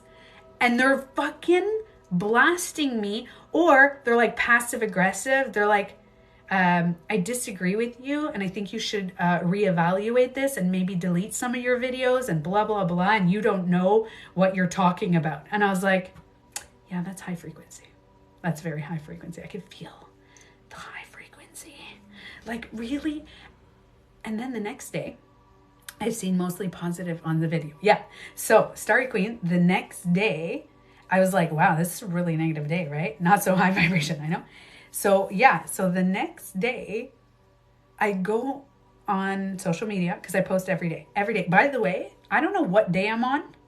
I started posting April 7th, 2021, and I haven't missed a day. I haven't missed a day since April 7th, 2021. I post every single day. And by the way, I don't do videos every day. I do videos like twice a week. I just save them in my drafts and then I post them. Side note, I'm not every day. Oh man. Some days I do, like I have drafts, by the way, side note for those of you who want to start a TikTok and all that. I keep some drafts, but some days, like yesterday, I felt like doing a video. So I didn't post my drafts. I posted an actual, like, even though my hair was all like all over the place, I was like, I just got out of bed. I was like, I don't care. I'm posting a video because I had all these great ideas to post. Anyway, the next day I got like 3 messages of like, you saved my marriage. The other one says, I wanted to die and I have a newfound vision of life. And I'm like, and they're like, watching your videos made me realize that life is not like, I got this, I can do this. Because my life sounded like yours. This is what this person wrote, a whole fucking thing, said, my life felt like yours. Like I had the same kind of trauma and I see where you're at. That means there's hope for me. And I was like, I started to cry. I think I was crying for 10 minutes. My boyfriend's like, okay, Tanya. I was like, this is what I do. Like, remember when I told you feeling needed? Because I was like, oh my God.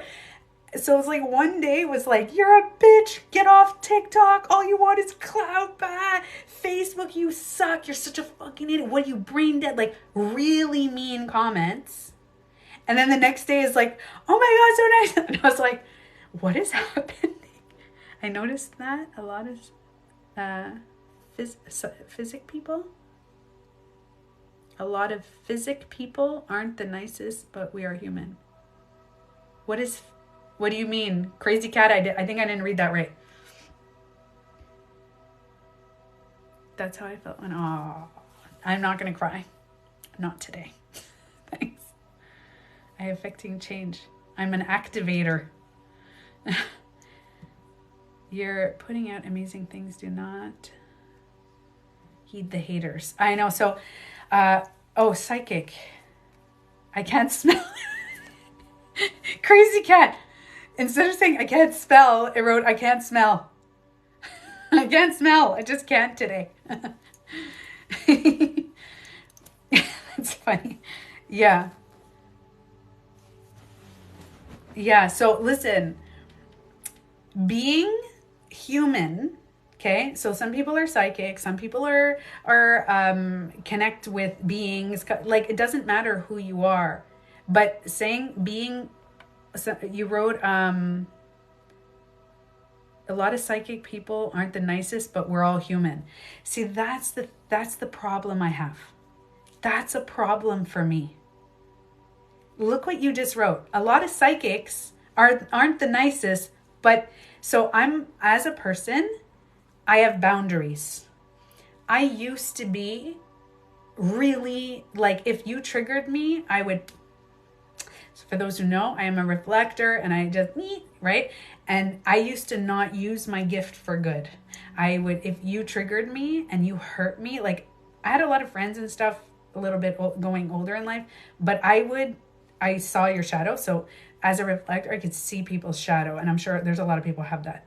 Okay. So I could see people's shadow right away. I see your biggest insecurity. And if you hurt me, I will take your biggest insecurity and show it in your face, mirror you, and be like, oh, hi, look, this is what you feel about yourself. And then people would get, I did not use it for good in the past. I didn't know how to use seeing the shadow. But I have to tell you, that's not nice. And at night, when I was in bed, I wasn't happy.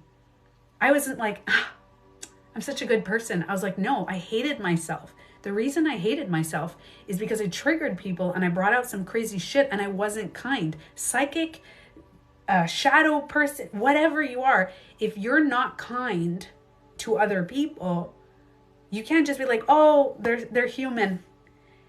Listen, you can be on the love, and this is why I will never stop saying that high vibrational frequency all the time is bullshit. I will call people out. It is I raise my frequency. I do a lot.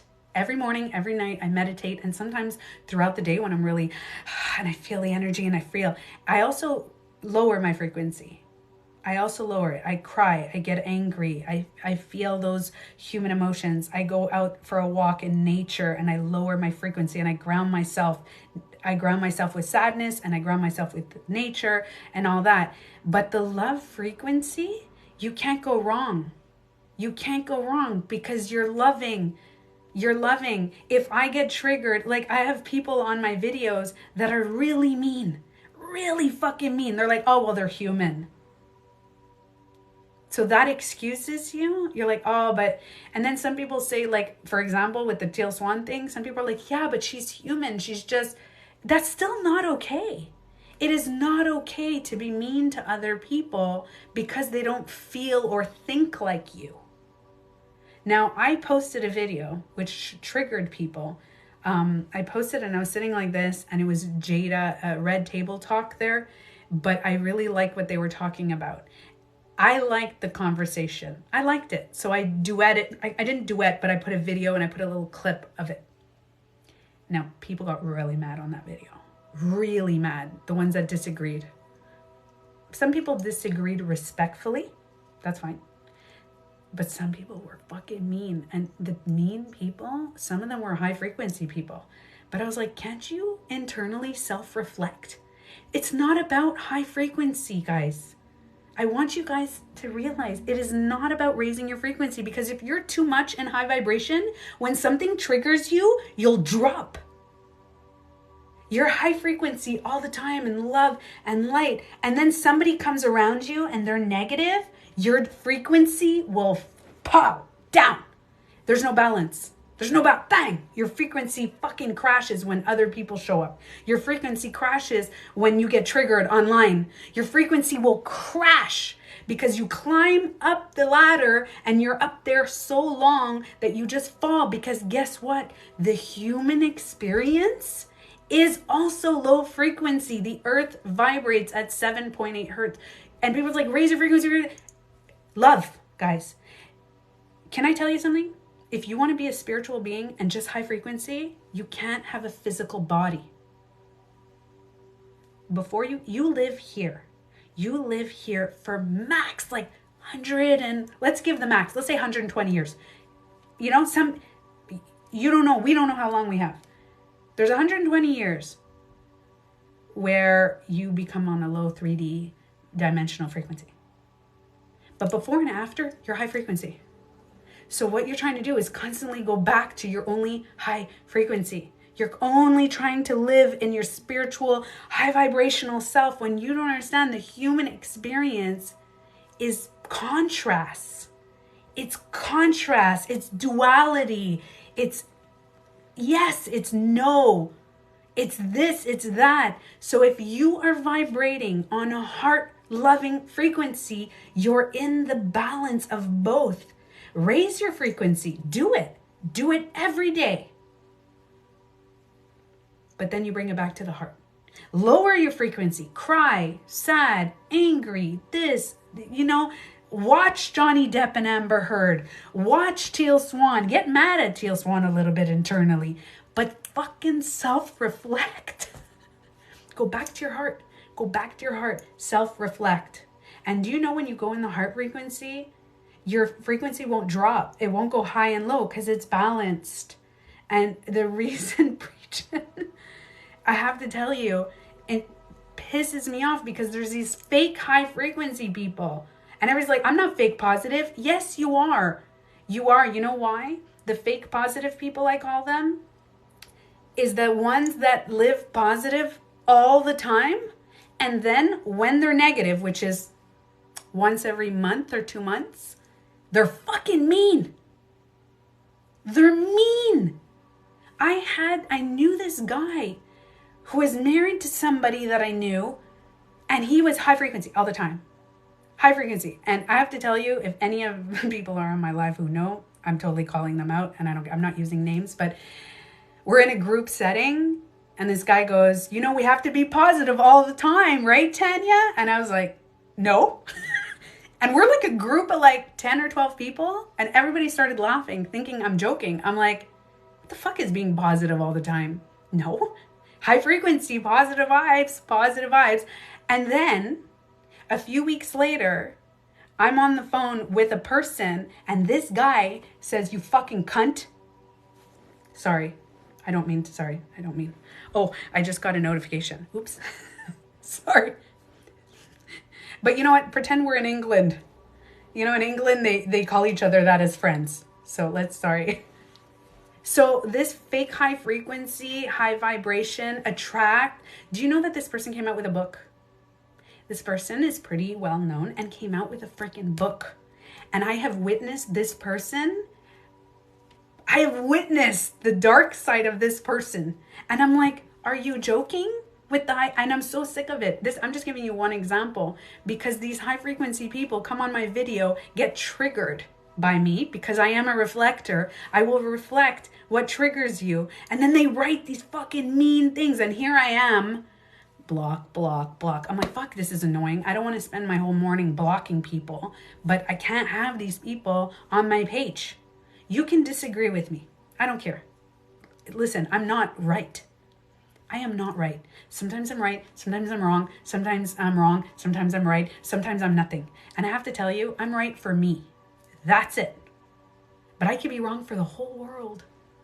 But I make videos based on what I feel. And my videos are always a love frequency, no matter what.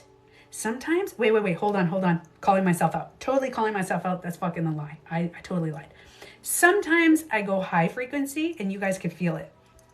You know the video where I'm like, I don't know if some of you guys saw it, but I'm like, you guys have it. If you think that you have the thing, you have it, you can tap into it. I just did, you know, like, and you can feel the high frequency on the video when you're watching it. You're like, oh, Tanya's vibing.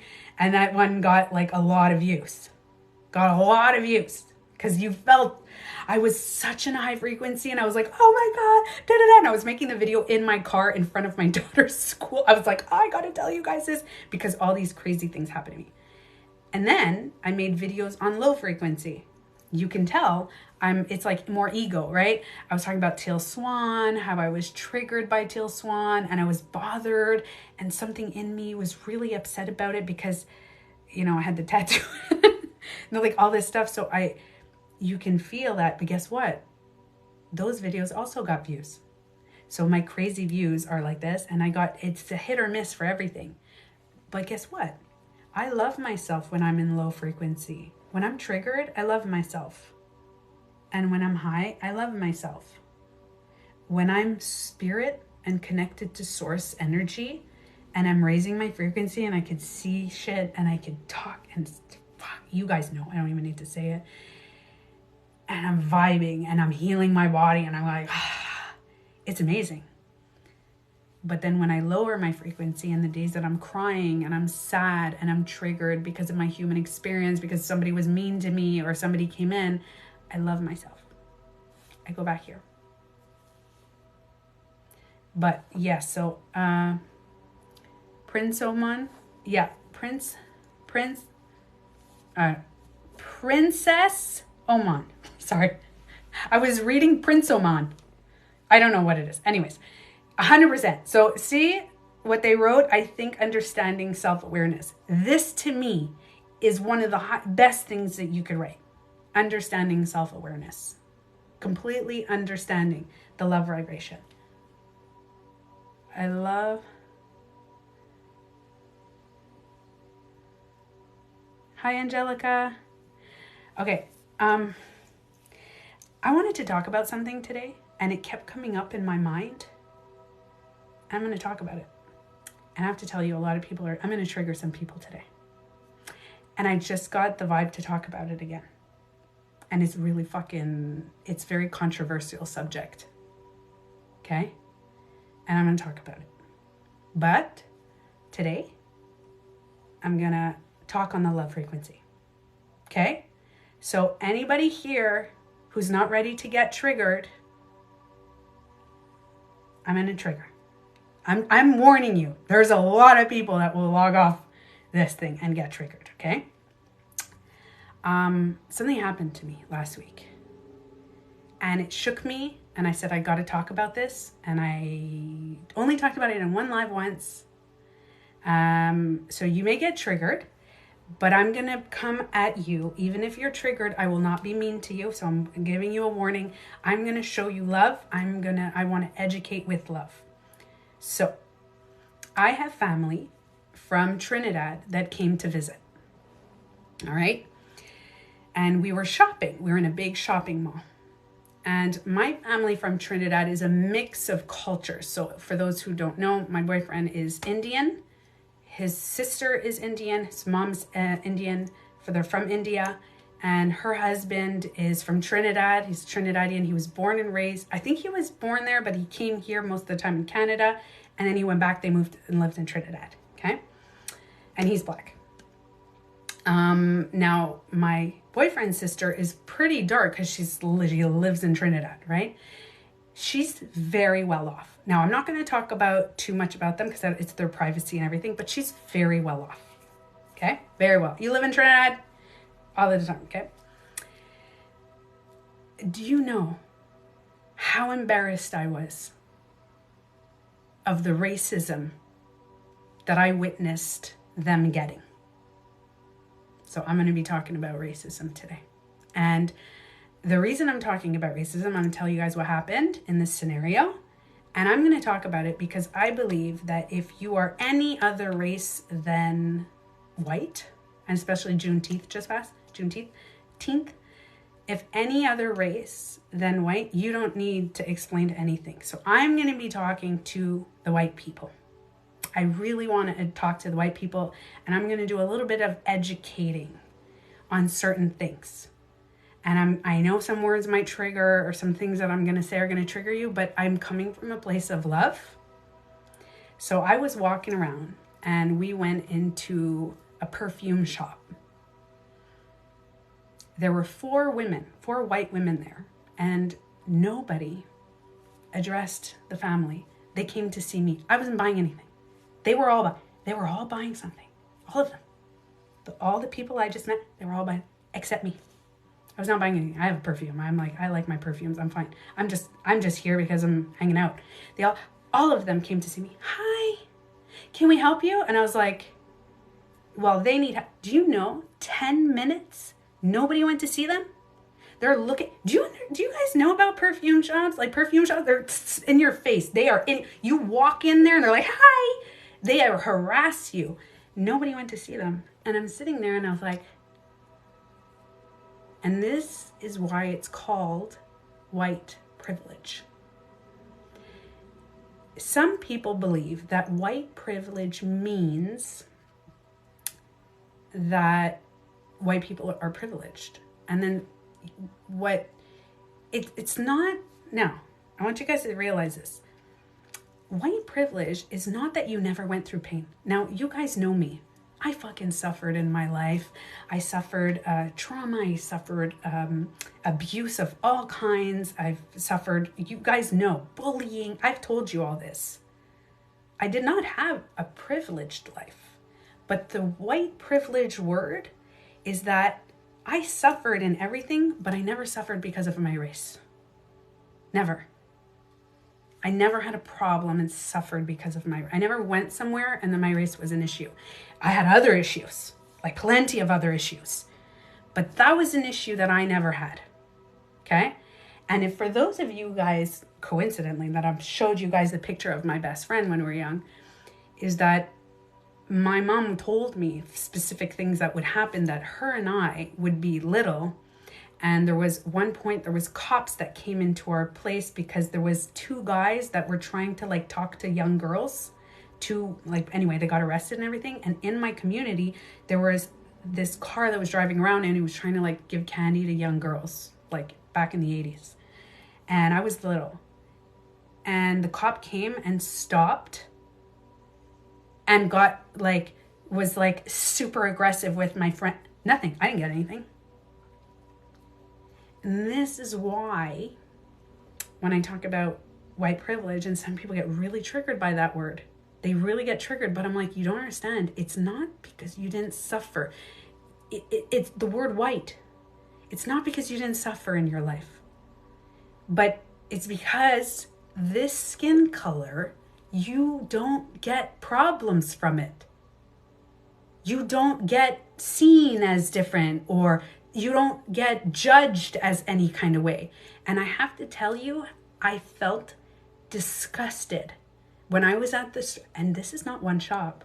Do you understand that I went to I was with them for 1 hour. And in every store we went to, and this is a big mall, in every store, not one person came to see them first. Do you understand? She dished out $1,000. Sorry to call her out there, but she dished out. She was buying shit. Like, she's visiting from Trinidad. So she wanted to and here apparently, just to let you guys know, I found out that strawberries in Canada are $5. $5, right? In Trinidad, a same container is $75. $75 for strawberries. I'm like, what the? So just to give you guys an example, shopping in Canada can be a little bit cheaper. So she was like buying stuff, and she was like, oh my God, whatever. And in every store we went to, I witnessed, and that is, to me, that's massive racism. That is pure. And it's funny because people are like, oh no, racism doesn't exist. The people who are saying that, I'm like, it's racism. You're not, because of their race, you are not coming to see them. That is fucked. And you know what's funny? I didn't know what to say. I didn't even know what to say. I'm sitting there, I'm like, I'm in a situation that if I say something, that's the white savior. By the way, there's another thing called the white savior complex. It's like, we want to which is bullshit. So I'm in a scenario that I wanted to punch these people out. I really wanted to punch them out. I was like, you guys are all fucking racist pieces of shit, right? I was super angry. Yes, white privilege is definitely misunderstood. 100%. Okay? So, third world countries. Well, in Trinidad, let me tell you where they are. It's a lot of rich people there. There's a lot of rich people in Trinidad. Don't get that twisted too. I know there's some people that think Trinidad is there's a very, very well off people. A lot of places. I learned a lot about Trinidad this week. A lot. Like so many. And then my boyfriend's sister, she told me how in Trinidad, when they shop in different stores, you can be in grungy, stained clothes. You can be black, you can be Indian, you can be any color, and you walk into a store and they treat you the same. In Trinidad, they treat you the same. So it shows what kind of country we're in. She's like, everywhere I go, you're always treated the same. But it's not like that. So we walk into a store where it's like Louis Vuitton, Prada, there was all these bags. The girl didn't even get off her chair. I don't even want to talk about this, this part. Anyway, she didn't even get off her chair, and then she's looking at me. And she's like, oh, no, they're too expensive. I was like, too expensive? You don't even know her. I'm broke compared to this. It doesn't even fucking make sense. And I was sitting there, and I was like, I need to address this because I want to talk to... Yes, it's how so I know that it's going to trigger people. But when people say white privilege, it's not because you didn't have a privileged life. It's not because you lived this perfect, blissful life and your whole life had no trauma. It's that the color of your skin gives you an advantage, which is fucked up. It's fucked. Literally, we're walking there. We are two human beings. Literally just two human beings. Walking. But because of this, I get first dibs. I get first picks. Now, I'm going to address something else because this came up in conversation. Now, there's a movement going around in the world where a lot of big companies, I'm not going to name some, but my boyfriend works for a very, very big company, like one of the biggest in the world. Okay. And charity beings at home, it only shows how some are brought up. Big time, princess. Big time. Okay. So my mom brought us up extremely, extremely opened eyes, open things. My mom was very serious on, she never put thoughts in my head. Okay. And then growing up where I did, I witnessed a lot of stuff. I've told this on my other lives. I witnessed like the police. So I'm giving you other few examples. So I was just talking to my friend who's married to an African American. He literally got imported recently. She calls it imported, but he was from the States, and he just before COVID. Anyway, they got married. They've been together years and years, all this stuff. Okay. Very happy couple. Everything's good. Do you know that they drive the same car?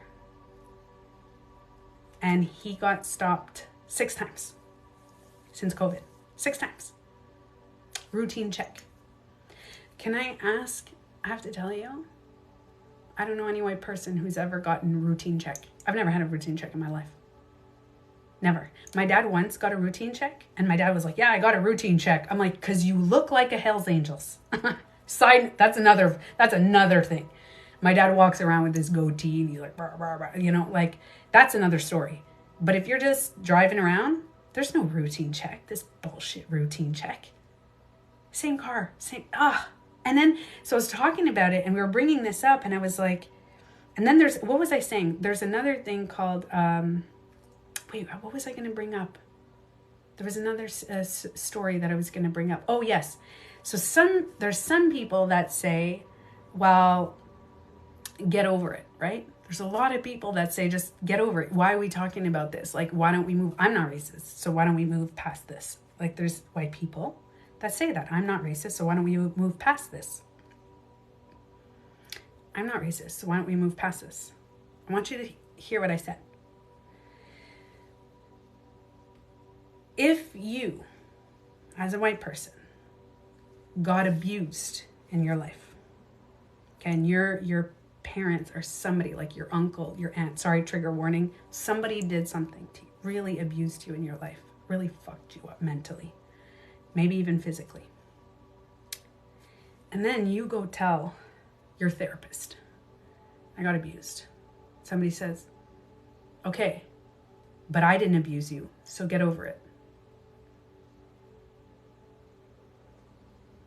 Do you guys not see that? Well, I didn't do anything. So just, can you please get over it? How would you feel? How would you feel? Oh, okay. Thanks. I'm so validated. That's very loving. Thank you. If you go see somebody else and they tell you, well, I didn't. I'm not the one who abused you. Can you just get over it? Like, don't talk about it. Totally invalidated. Right. Okay, so somebody says, I crossed the border. Okay, hold on. Crossing the border, I never got stopped with my ex. It happens every time we cross. So, devastated. Exactly. You would feel devastated. So, imagine. Now, wait. Now, I'm going to go a little further. There is something, and I talked about this with my family. So, my daughter, if you guys don't know, my daughter's father's from Trinidad. She's mixed race, but he's pretty light, okay, his complexion. My daughter, a lot of you guys have never seen her because she doesn't like me to post, although she's all over acting and she does modeling and stuff like that. My daughter's very, very, very pale, very light. And there's something called, what is it called? Like a lighter skin privilege. So I had a friend who used to say, we have a friend in common who is lighter skin. Okay. So we're like, let's say 3 of us, she's white, she's lighter skin. And she's like, we were talking about, you know, the Black Lives Matter, all that stuff. And she's like, well, I never really had a problem with race. So then my other friend's like, see, it's not a big issue. So I need I need people to stop saying this. If you never experience something, it doesn't mean it never happened. I have never experienced something. It doesn't mean it doesn't happen to other people. Just because we didn't experience it, it doesn't mean it never happened. You know that some people experience cancer, right? Some people get cancer and they have cancer in their family. Some families never get cancer. So they're like, well, I never got it. It doesn't happen. Yes, it does. Yes, it does. It happens to people, but some people it doesn't. So some people, like my daughter, hasn't had extreme racist comments. She's had a few, like people actually from both races, because she's right in the middle, and there's some people that are like, you this bitch, and this bitch, and she's experienced a few things, but never. My daughter has a different privilege that when she is with her family, it's all different tones and colors. She's with her family. She has more of a privilege because she's a lighter skin. Which is, even me saying it sounds disgusting that I'm saying it, but I'm telling you guys the truth. And the reason why I'm talking about this as a white person is because it is not, if you are any other race than white, okay, any other race than white, you don't owe all the white people, you don't owe us explanations. And yeah, some people do talk to white people and say, you don't know. I believe that it's white people should educate white people. I now, sometimes if you don't know what to do and then you go to another culture, another race, another thing, and you ask them, you can do that. But we need more people to address this. We have to. And that's why I wanted to talk about it, because, and you see how quiet the live gets?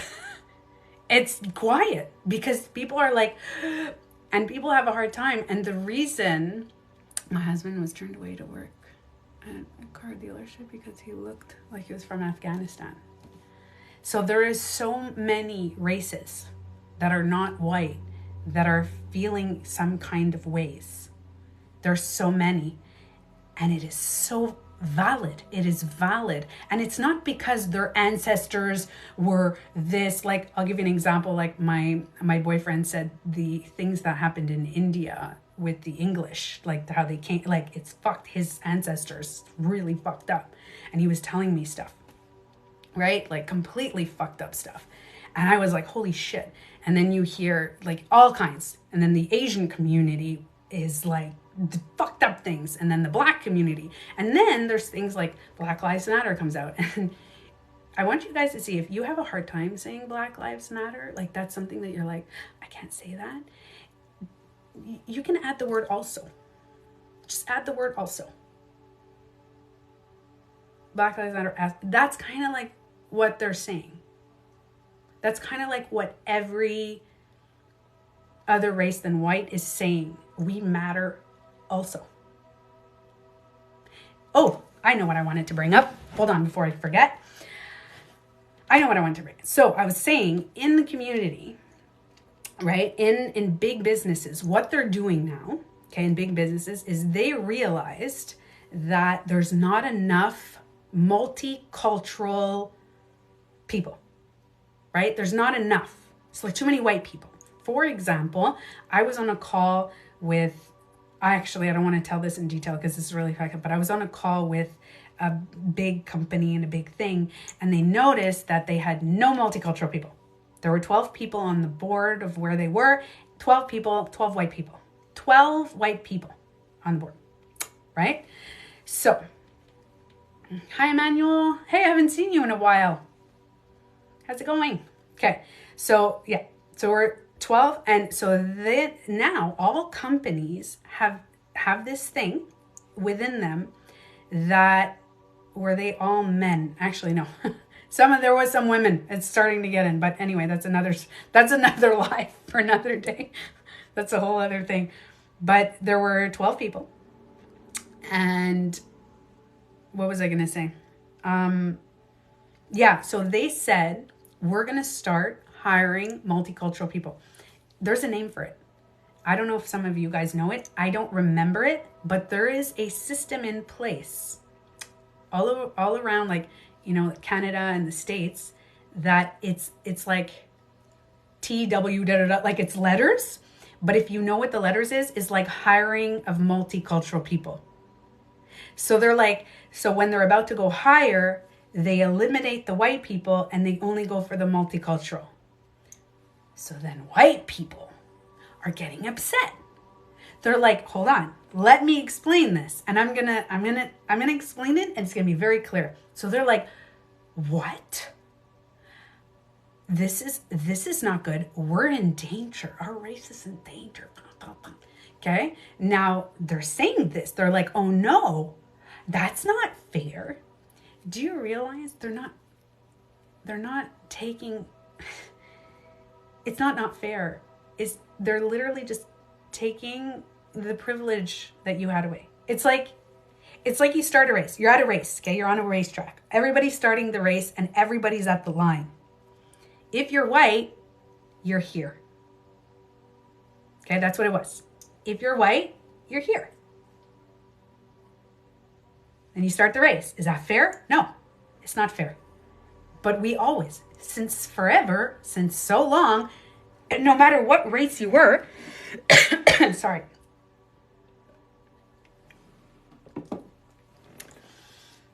By the way, Louise Hayes says about coughing and stuff is, you're worried about what you're going to say, is because I want to come at a place of love for people. And I find that when I was like making fun of people, it was passive aggressive, but it just, there's a frustration in me. Okay. So yes. Well, the reason why the US companies ask you to write down your race is because it's messed up. Yes and no. Because they ask you, because right now what they're doing is they're trying to hire more multicultural races. They're trying to do that. Okay? That's what they're trying to do. But remember, all they're doing is taking away the privilege of the white people.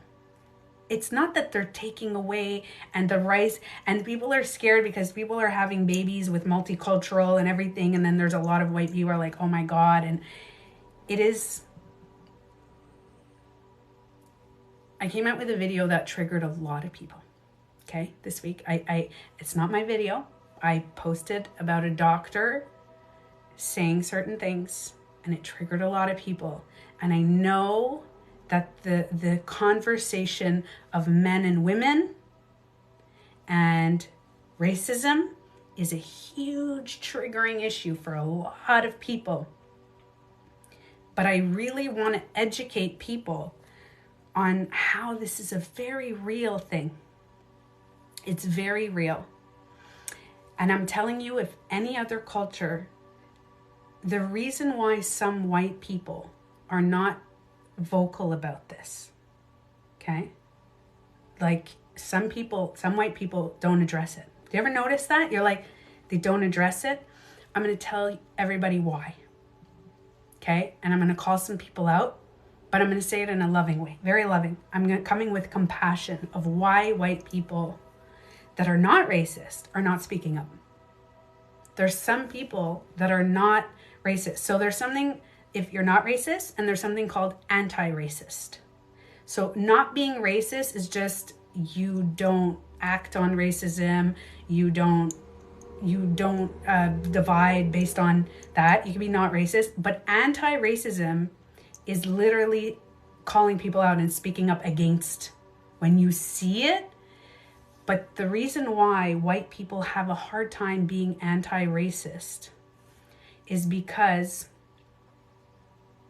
there are some people that are in other cultures, and I had this conversation with my family that is very multicultural, and I asked them, I said, listen, I want to know, what do I say?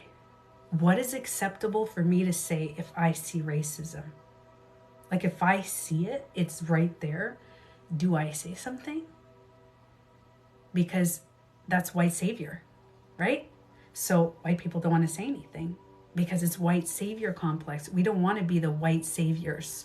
Like, oh, I'm going to save you. Like, no. What everybody wants is equality. What everybody wants is just to be seen the same. I had a job to take a couple. My first day there, they called the cops. Oh my God. I'm not even going to read that out loud, but you guys can read this comment.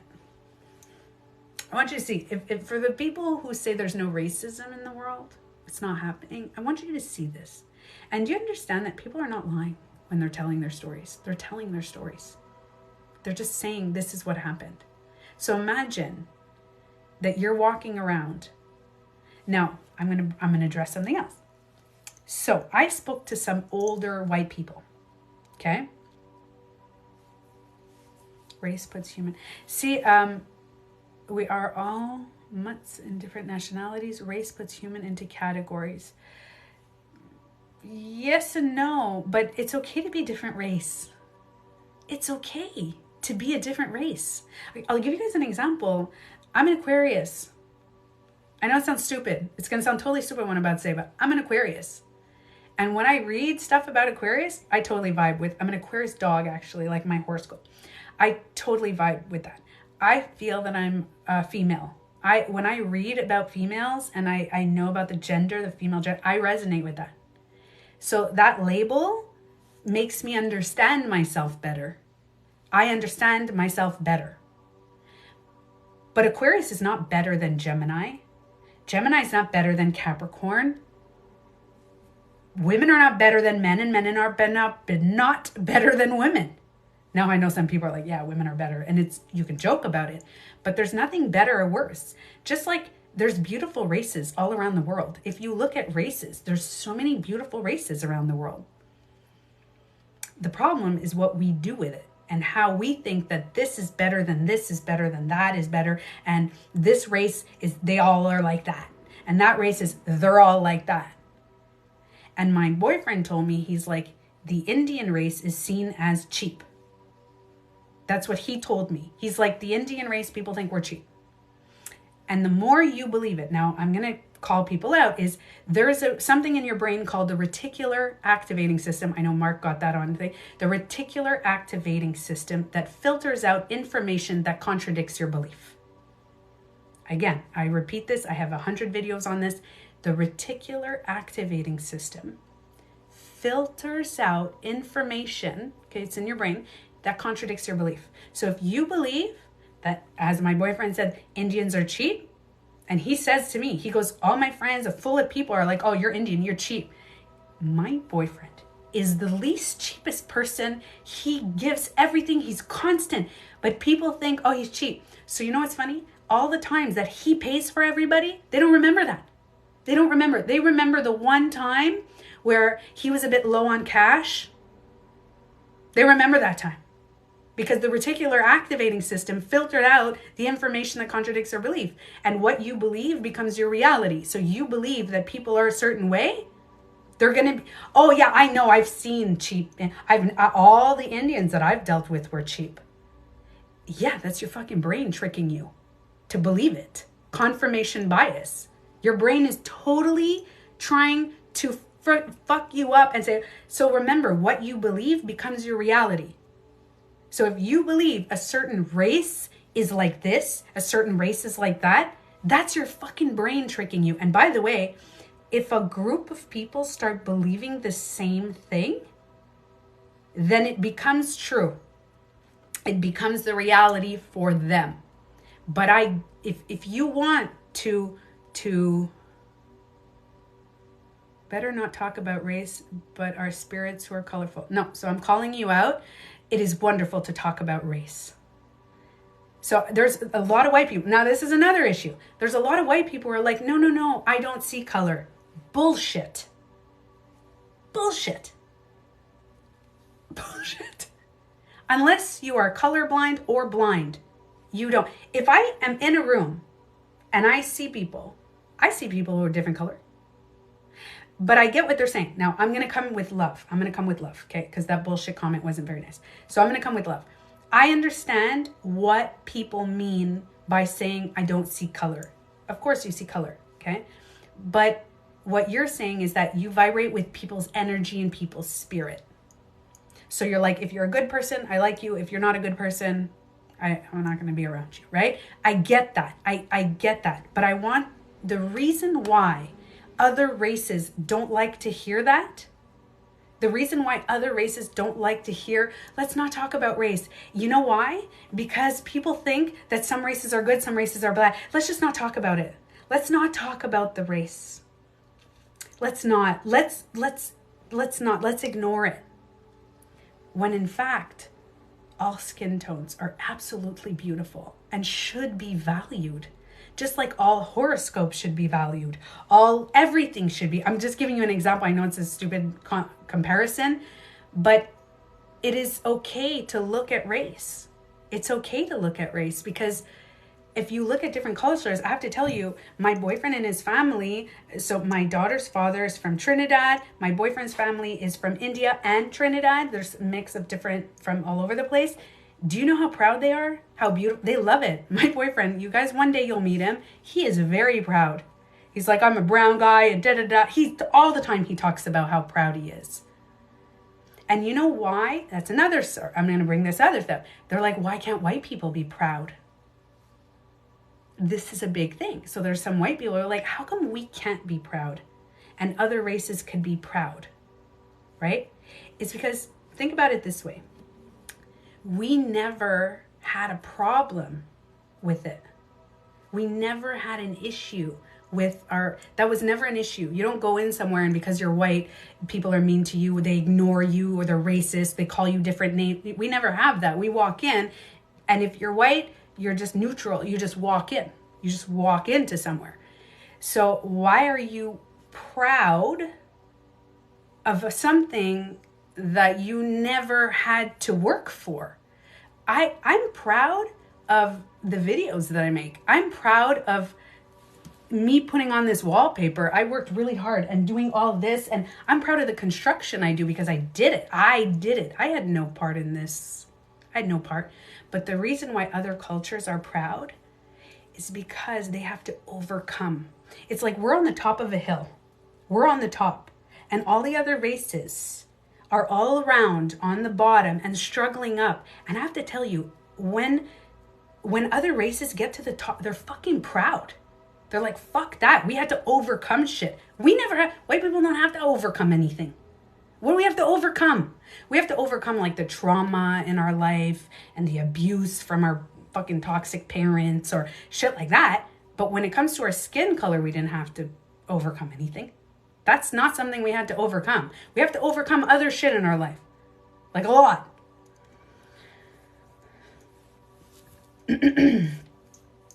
Nowadays, in spaces with other races, white people. I don't think white people have to be proud of being white, Emmanuel. I have to tell you, I kind of disagree. I see that you're trying to come from a place of love, but I kind of disagree. We don't have to be proud. We never had to, ever imagine a white person saying, I had to overcome all this stuff because I was white. Like, because of me being white, I had to overcome so much because I was white. No, you didn't. We didn't. But they have to prove their equality. That's a good one, Mark. Other races have to prove their equality. They have to, think about it this way. You start a race, okay? You start a race. We're at a race, right? Now, other cultures are really way in the back. They didn't get the same rights as they still don't. Still till this day. If you're not white, you don't get the same. So when you start the race of a job, for example, or getting a house, do you know that in 1994, they made a law. Now, I don't know where you're from, but I know they made a law in Canada in 1994 that real estate agents were not allowed to consider race when selling a house. They weren't allowed. 1994, they weren't allowed. So do you know what happened? My boyfriend, we live in this small kind of village area where the mountains and we have water around. And he was like he said, we were 2 Indian people on the whole village, because he came right after that. Because if any other race than white showed up in that location, it would decrease the value of the homes. I have a genuine question, but it might be trigger. It's okay. It's good to answer. I will totally answer questions. What about reverse discrimination? So yes, Angelica, I addressed that, but I'll talk about it again. So there's reverse discrimination. There's different types that people talk about reverse discrimination. And this is something that I brought up before. So in a company now, in one of the biggest companies in the world, my boyfriend works for, he said that what they're doing now is they're hiring more multicultural people than the white race. So now white people, okay, are kind of like, they're not getting the jobs right away. Like, let's say you fill out your application form and there's 10 people and there's like, let's say 5 people white, 5 people, all different cultures, like all different, okay? But not white. And then 5 white people. They'll take the white people and they don't even take them because there's this thing that's happening in the businesses that are now taking multicultural people, right? So people are saying, well, this is like reverse now. That's not fair, right? Which is, I get the logic. It's not fair. You're literally doing that. So do you have to understand? I want you guys to think a little bit outside the box, okay? In my boyfriend's company, which is one of the biggest in the world, 90% of people are white. 90%. So that's why they're not considering white people anymore, because they want to up the percentage of being multicultural. So it's not reverse. It's that these people are now saying, hold on, for fucking years we've been putting you first. To balance the system, we need to put these first for a bit. And once it becomes 50-50, then we take all applications. I don't know if you guys get it. They don't like the fact that now they have a lower chance. Oh, hold on. That's Joe Dispenza started here. Yeah. So they don't like the fact that they have a lower chance of getting hired. They don't. I get that. So I get that. I understand that there's some people who are saying, hey, that's not fair. I'm not going to get hired. But instead of saying that's not fair, so these 5 white people and then 5 multicultural, instead of saying that's not fair, I'm not getting hired. I get it. I get it. Like, imagine you have 5 kids and you have to get a job and you're looking for a job. And now because you're white, you don't get it. Do you, instead of saying, oh no, it's not fair, think about for eternity, forever, that's what happened to this group. That used to happen to this group. Always. So would be nice if you go into your heart, I was saying, and go into the compassion and saying, I get it. These people now have to be hired because forever they used to be pulled out. So now think about, to create the balance. To create a balance, it's always white people that were considered first. The 5 white people, they would take anybody multicultural, throw it out. They wouldn't even look at the applications. Now they're taking the white people and they're throwing it out. And they're like, we're just looking at this applications. What happens is because they need to balance now. Remember, once the companies start integrating 50-50 multicultural and what, it'll be back to normal.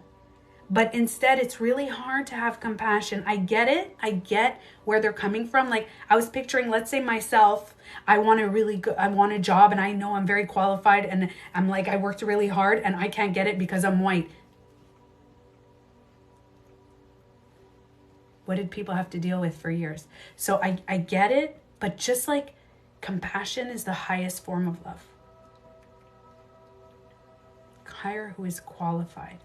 So listen, that's the problem. So Raven, who said hire, very angrily wrote, hire who is qualified, period. This is the thing. If you know about the balance, okay, I'll give you guys another example. Let's say on Earth, okay, so this is why I'm going to tell you why that I understand what you're saying. I get what you're saying, Raven, but this is why I disagree. Imagine we lived on Earth right now, where you are, and there was no rain. No rain. Like sunny every day. Every day it's sunny. Every day it's sunny. What happens at one point is things just fucking go, you need the equal amount of rain. Which makes sense with everything I say. That's why it's not always high vibration, low vibration. It's heart vibration, love, in the middle, always in the middle. So in order to find the balance, you need to go on the other side. You need to get a lot of the rain. And then the plants grow and all that stuff comes back. And then in a few years, when everything is 50-50, when there's multicultural people, white people, and there's a 50-50 amount, right? That's why we have seasons. So there's a 50-50 amount, then we hire who's qualified. So although your point, yes, I agree, hire who is qualified. But they never hired who was qualified. They used to only hire white people. There were some multicultural people, there was Indian people, black people, Asian people who are way more qualified than white people, but because they were in a different race, they weren't hired. So they need, do you understand? I don't know if you guys are getting that. And right now, there's a bunch of people, and I'm going to repeat this, there's a bunch of people, if you had fucked up things happen to you in your life and you were verbally assaulted or physically or a whole bunch of shit happened to you. A whole bunch of shit happened to you in your life. And then someone else told you, I didn't abuse you, so get the fuck over it. Nobody in this room abused you, so stop talking about your stuff. Okay, so all here, nobody abused you. Would you feel safe in that room? Would you feel loved? Would you feel validated if you were abused like yesterday and then you go to talk about it with your friends and they're like, well, stop talking about it. We didn't abuse you. If someone from a different race tells you, I got a racist comment, somebody was really racist with me, somebody was like this, somebody was like that, and you're like, okay, but can you not talk about it? It's not me. Where's the compassion? You know? And yeah, there are some people who will do that, but you know, you don't want to be friends with those people. But this is why it's really important to have an open discussion. But I have to tell you, I've spoken with white friends, and there are, and I'm going to tell you guys a story, the true story of what happened, okay, with me, of how someone from another race, I'm not going to say what race, but someone from another race told me to shut the fuck up. And I have to tell you, it threw me off a bit for like a couple weeks. So I was always very vocal about race, equality, all that. Okay, very. Because a long time ago, I witnessed a judge, a guy who was 5'5" max, skinnier than me, okay? And Haitian, who got attacked by 3 police officers with batons. Just wrong place. And this guy had like bottle cap glasses, like couldn't see anything. His glasses were on the ground. He just totally got beaten up. I went to court to see the lies. The police literally said, oh, he took our baton and he was trying to hit us and he was trying to take our gun. I was like, and the judge believed them. This guy was like tiny, skinny. I'm like, is he like Spider-Man? Like what? It makes you just look and you know it's right, it's wrong. And I witnessed this and I was so disgusted with the system that I was like, holy shit, is this? And they're believing him. They're believing the cops, and these cops were big guys. Oh yeah, he took her, but so apparently this tiny little skinny 5'5", 120-pound guy took your baton and started hitting everybody. Like, really though? Like, it was so ridiculous. And I was witnessing, I had tears in my eyes because I saw this, and this is not even that many years ago. So because of all this stuff, I've been very vocal about all this, right? A lot. I've been talking a lot about it, and I think it's very important to talk about. And then I went online and I was really active and and I had to be careful because I remember it's like you have to watch, because sometimes you don't realize it's kind of racist, but you're saying racist things, and it's like you have to just be fully aware that you're not perfect, but you're doing your best. But I don't know how it feels to be another race. I have no idea how it feels. I don't. I've witnessed things, but I don't know. Just like I don't know how it feels to be a man. I have no idea how it feels to be standing up. And I tried when I was a kid, I remember. But I have no idea how it feels to be a man. I could assume that everything, but I don't know how it feels. I don't know how it feels to be another race. But because I've witnessed things, I was like, okay. So somebody, affirmative action is still racist. You're saying we are too stupid to do the job or graduate.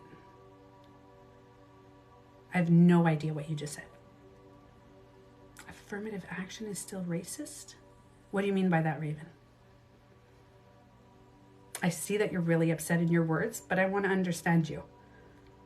Because my goal is not to get mad at anybody. I really just want to understand, so maybe I can say different things. Okay, so as I was saying, so somebody, I was taking action, I was saying, and then I was like, support the community and blah, blah, blah, blah.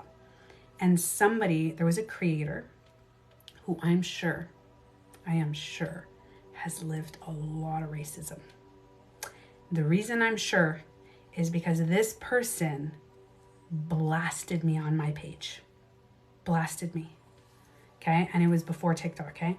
Went on my page and was like, you white trash, you don't know, you don't ever and I sat there saying, I'm an ally.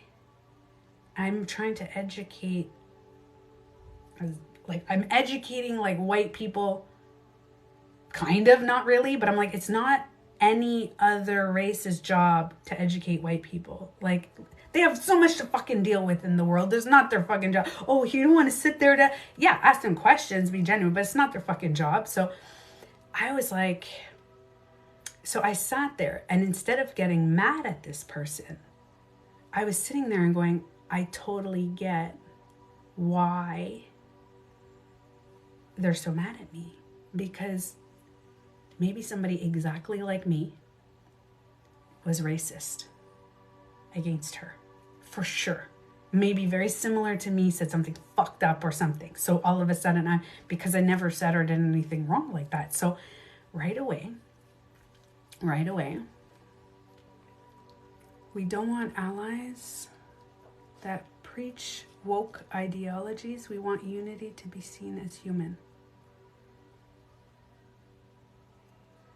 We don't want allies. Okay, so Raven, I can't see your picture because I think it's animals on the picture. I think a little sheep or something.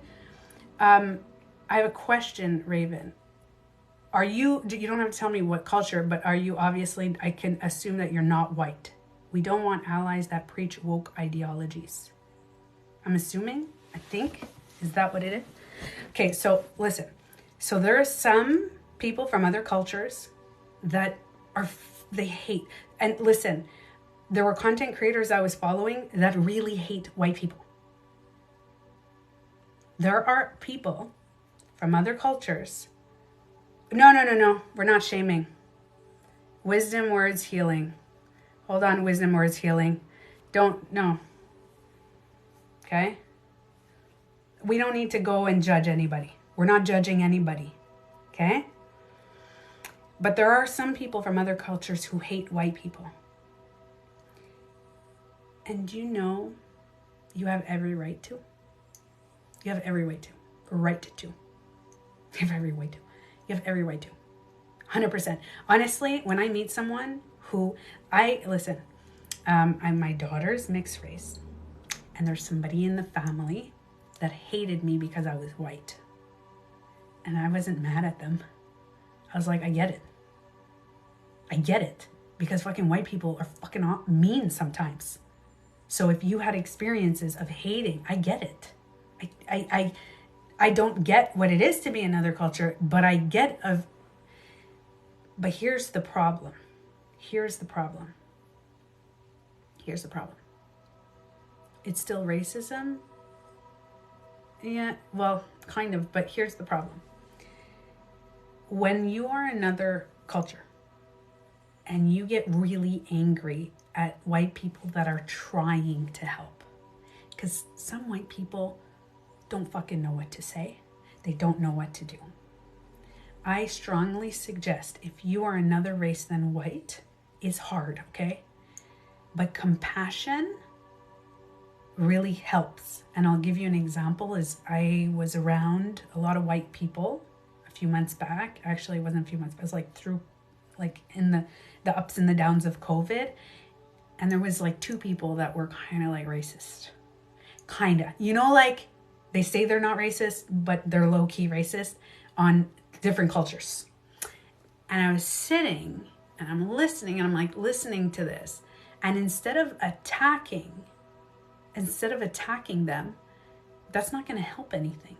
If I attack a person, if you know about brainwaves, your brainwaves go up to high beta brainwaves. And high beta brainwaves, your brain cannot understand what I'm saying.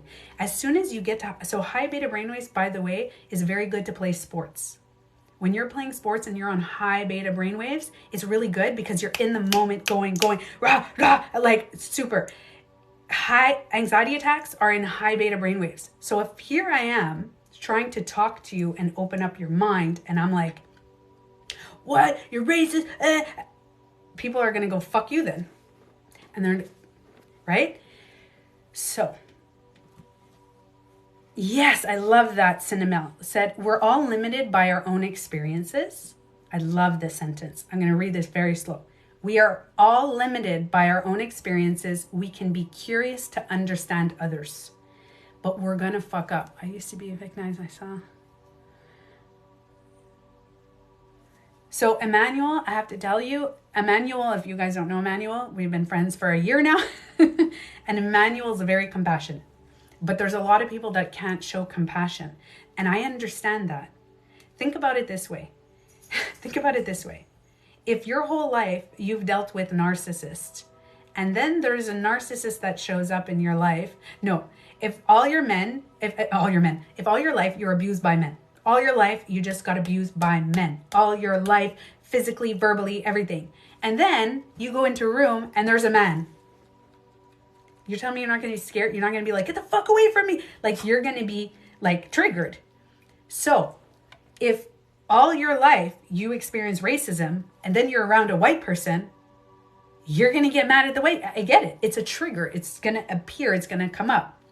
But if we come, whatever race you are, especially white, if you come at a place with compassion and you say, hey, I get, like, we're this, and we come with compassion, I have to tell you, compassion is the highest form of love, and that can create unity because you cannot fight, you cannot make someone love a race if you hate. Hate doesn't bring love. So if you're angry and hating, it doesn't bring love. And this is why I'm trying to do it right now with love, to understand that white people, we have to come with compassion because it's not our ancestors. I'm not talking about our ancestors. I'm talking about right now. I witnessed it last week. It's very still much there, a lot. Okay, a lot. And it's sad. And racism is not just saying bad words. It's not. Racism is also, like I said, walking into a store with all multicultural and I'm the only white person and nobody pays attention to any of my family that's different race. They only pay attention to me. That's fucked up. It's not white, it's anyone. Everyone speaks with compassion and educate with kindness. Yeah. So Raven, I want you to remember that because when you first wrote on my live, I love this, Raven. See? Raven, I'm calling you out, Raven. Raven came onto my live very angry. with bold letters and using words like stupid and da da da. And look at how wonderful. Raven said, it's not white, it's anyone. Everyone speaks with compassion, educate with kindness. This is my goal. What happened right now with Raven was my goal. To come in being angry, and then all of a sudden, I'm not trying to be right with Raven. I'm trying to be compassionate and to say everybody has the right to feel any kind of way. If we want the results of love, we have to put out love in the equation. I have to say, Cinnamel, you got to put these on videos, these quotes. You got some good quotes. And the reason I thought about this, that I wanted to do this live so much, I'm not angry. I am not angry. I'm a medicine woman. Do you understand what that is? I do. I do, actually. Very powerful. Yes. It's okay. Hold on. Come here. It's okay. Lie down. I am an elder. Yeah. So I guess I misinterpreted the big words with that. But what was I going to say? What was I going to say?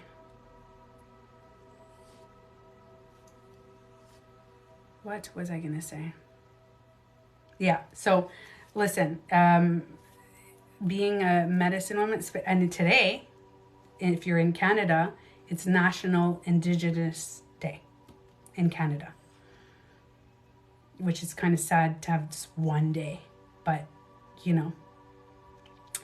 And the reason I wanted to do it is Juneteenth, I'm not saying things properly, and National Indigenous Day and all this stuff. And I realized that it's really sad because every day is like white day. Think about it. Every day is white day. Every day. And then there's one day. It's like, hey, you get a day. Like, it's so stupid. But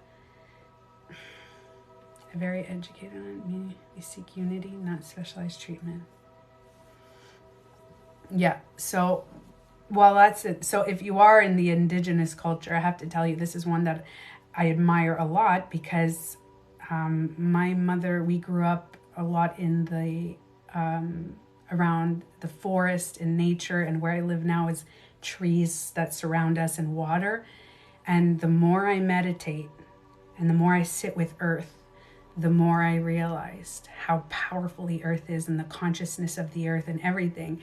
And when I speak to my stepfather, who does all this stuff, is talking about like the indigenous, it was like, it's knowledge. Knowledge is the earth and this and that. And I'm like, do you know how powerful it could be if instead of stealing each other's cultures, we would share it? Because there's some people that think that you're stealing, and has been stealing. There's been literally stealing cultures, stealing things. Like every culture and every race has these beautiful things about it. And then the white people just come in and we're going to steal it and claim it as our own. You know, that's a little fucked up. But sharing is wonderful. And the reason I'm talking about this is my boyfriend mentioned this week. So my boyfriend, again, he's from India. He was actually born, he's been to India quite a few times, born and raised actually in England, came to Canada, long story.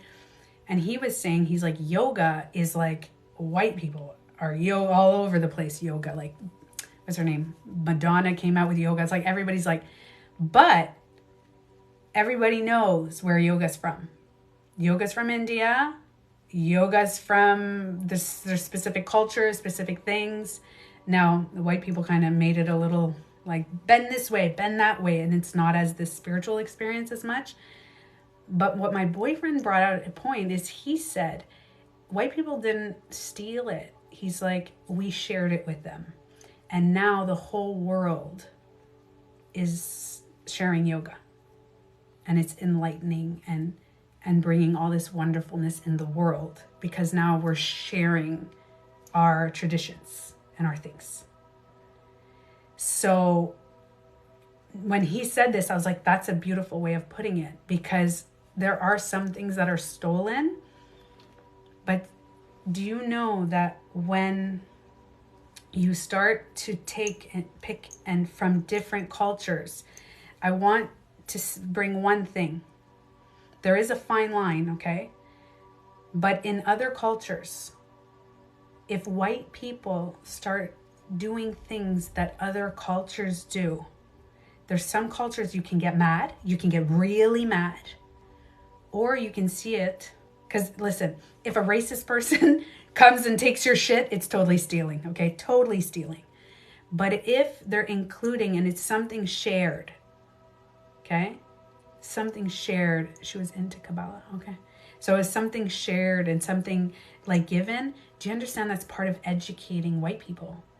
And saying like, hey, look, there's beautiful things about every race, about every culture, white people. Like, here it is.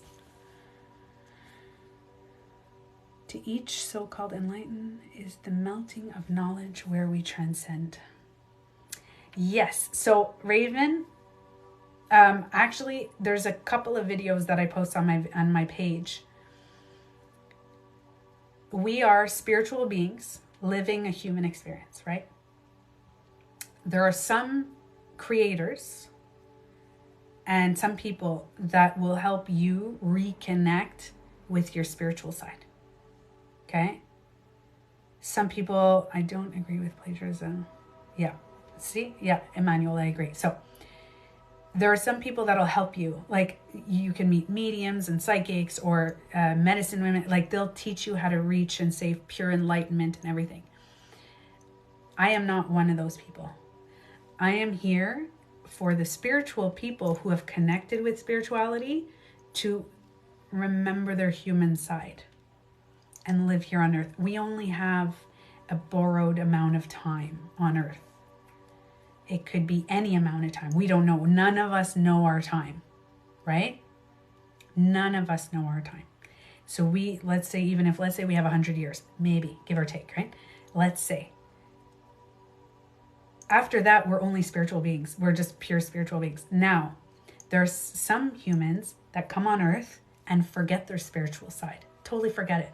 Like they just come on earth and they're like, I'm just human. I'm human. I just want a Prada bag. I just want my Adidas shoes. I just want, you know what I mean? Like 3D and da-da-da-da. And they have no concept of spirituality. So I love these spiritual teachers online, especially TikTok, like super amazing. These spiritual teachers and on all over the place, YouTube, everywhere. There's spiritual teachers that are reminding you of your spiritual side and all this stuff.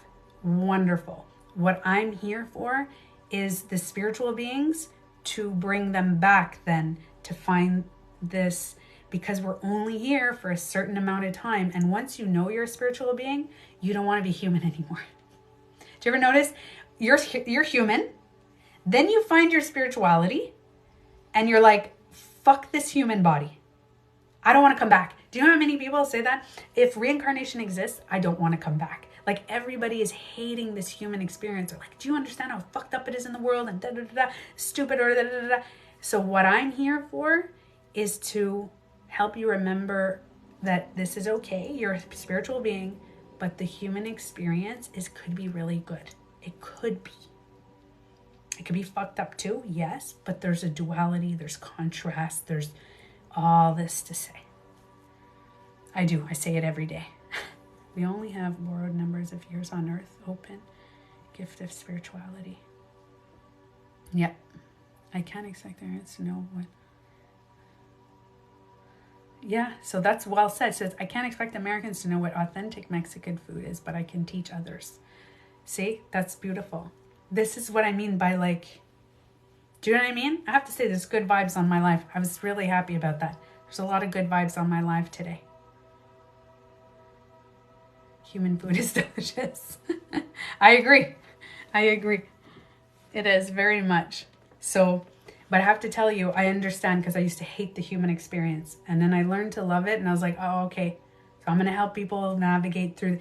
I'm here to help spiritual beings navigate the human experience.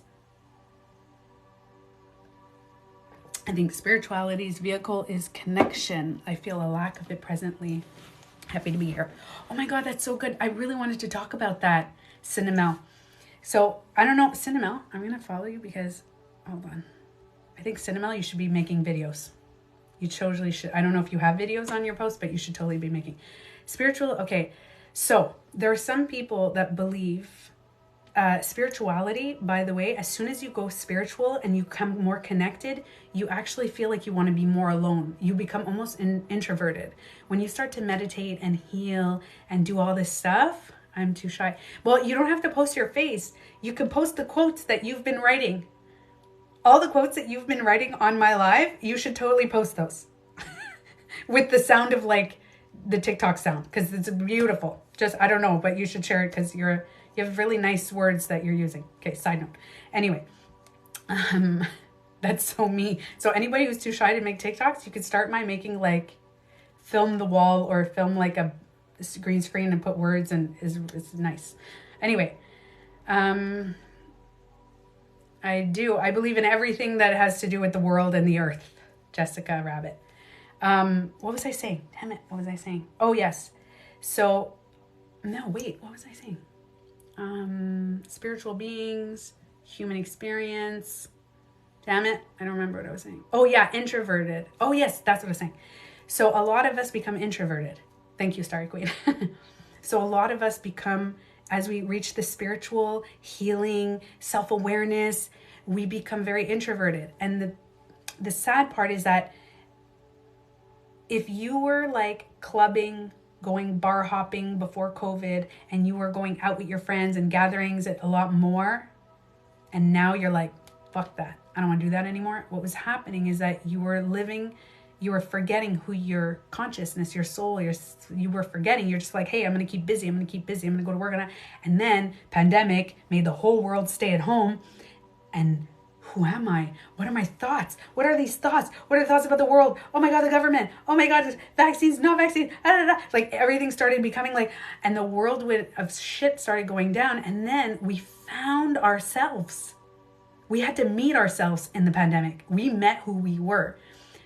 Well, the reason I make this is I went through my pandemic. This year is going to be 16 years. So I had a kidney transplant, for those who don't know. I had 6 surgeries, medical surgeries, and I had a kidney transplant. And I went through my own pandemic. So if those who don't know, when you have a kidney transplant, you have to quarantine yourself and you're not allowed to see anybody for like 3 months. And anybody who comes over has to wear a mask, gloves, whatever. So that's all kidney transplant, heart transplant, lung transplant patients. Any transplant, your immune system goes whoosh, and then you have to like, right? So anybody that came to my house had to wash their hands. It was very embarrassing. I put a note on my wall because it's like, hey, wear a mask, And people were like, what? Wear a mask? And people got it. So this happened to me. This year is going to be 16 years I got a kidney transplant, side note. And it's going strong. It's going strong. And so people came into my house and I went into a dark, dark hole because kidney transplant, and I had a 1-year-old daughter.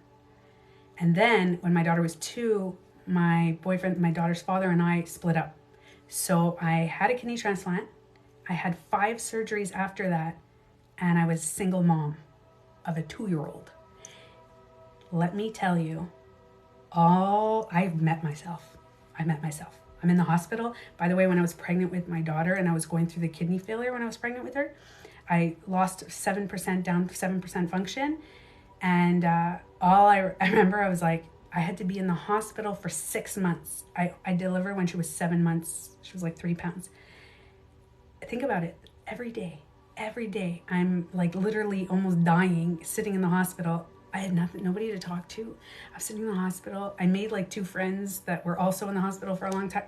I met myself. I met my darkest.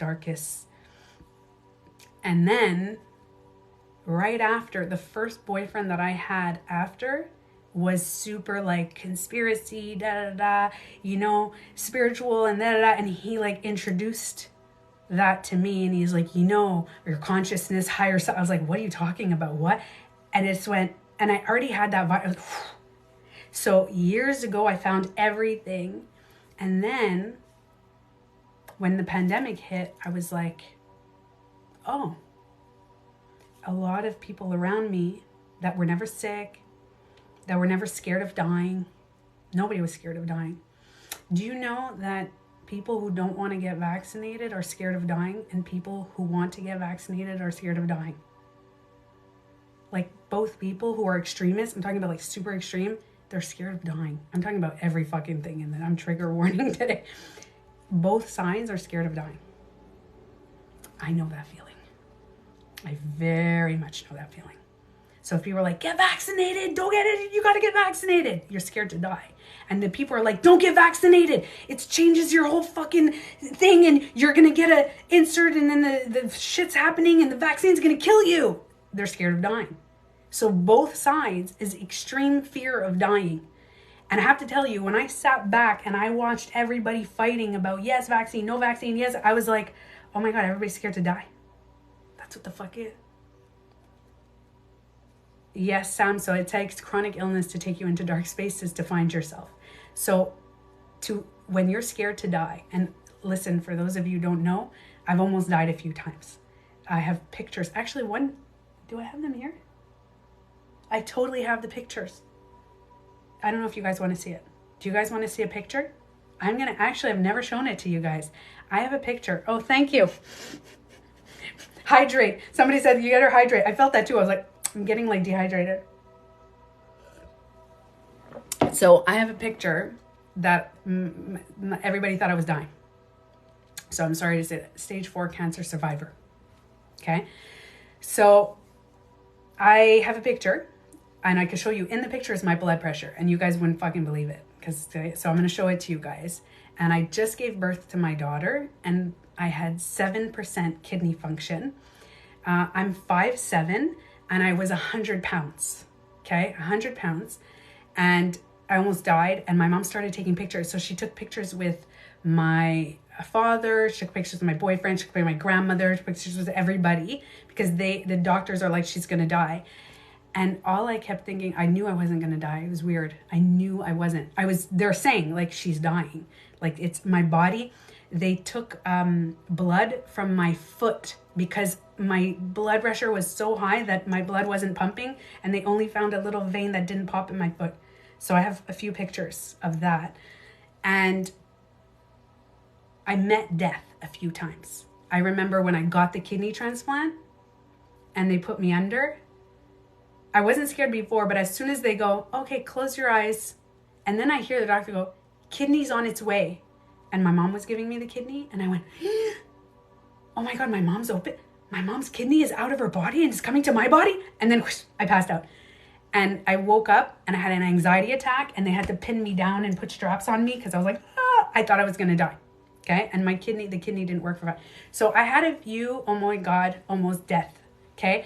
And then guys, I have stories that are all true, because you can hear one day my dad will tell you that there's a lot of stories that they left me in the hospital. I had just had another surgery. My appendix was about to burst, and it was right. So if you guys see, my appendix is right above the transplant, and it was 3 months after the transplant, and my appendix, and they took out my appendix and then left me in a wheelchair.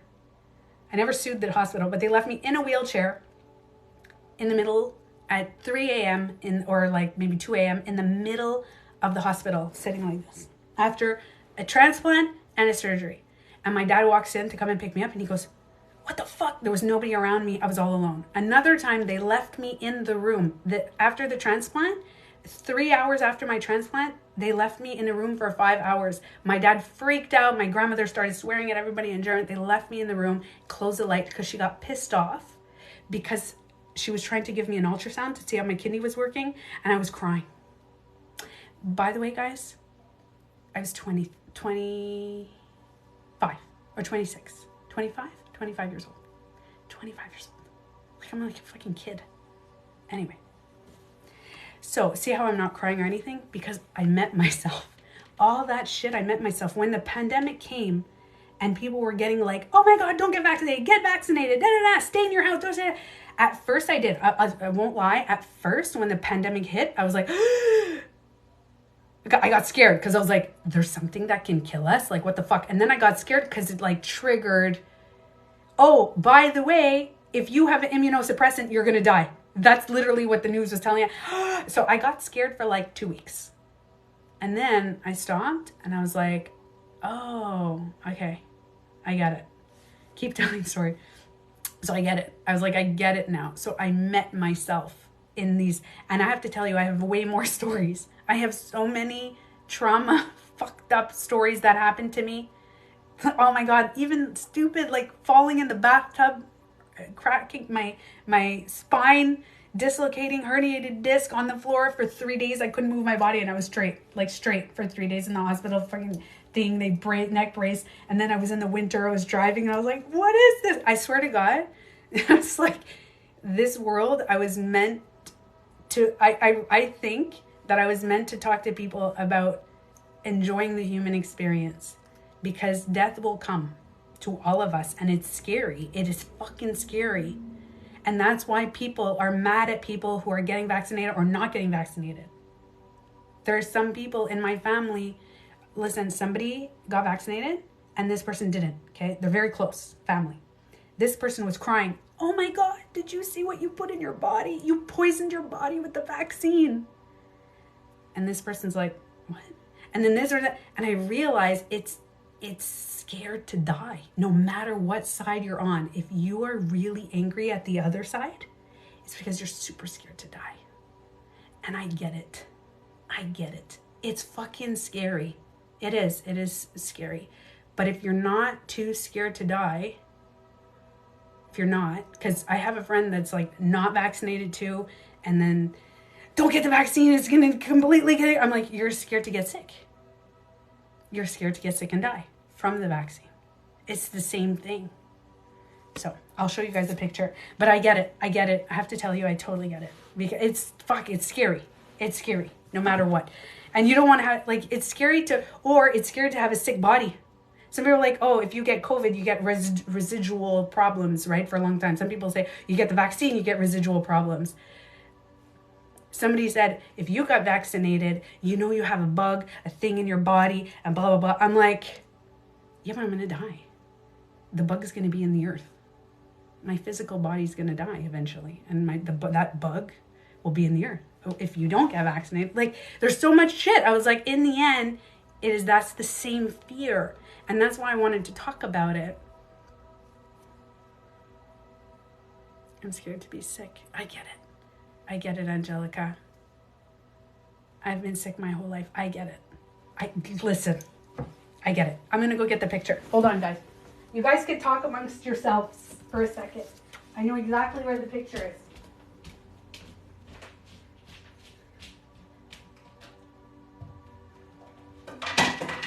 Whoops.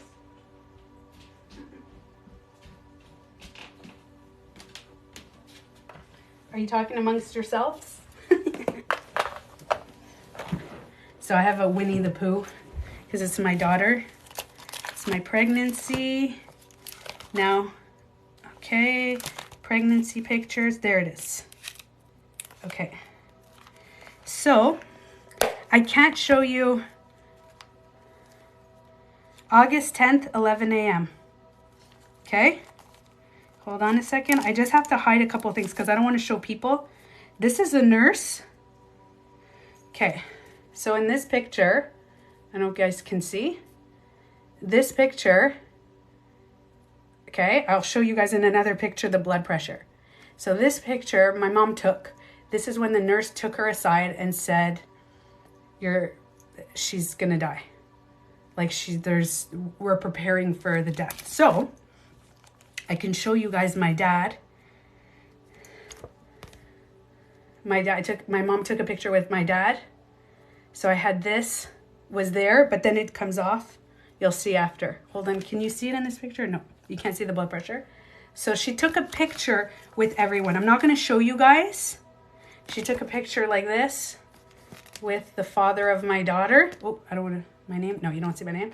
Because she thought, okay, where is it? Where's the blood pressure picture? Hold on, it's somewhere in here. Is it here? Oh, it's here. Okay, give me a second. Sorry, guys. Yeah, I was young. 181 over 110. So I'm just going to hide who is in the picture. I don't know if you guys can see. That's my blood pressure right there. I just don't want to show you guys because, you know, for privacy's sake, I don't want to show you guys my ex. Who's a really great dad, by the way. Side note. 181 over 110. No, is that it? Yeah. So 120 over 80 is a normal blood pressure. 120 over 80. It was 181 over 110. And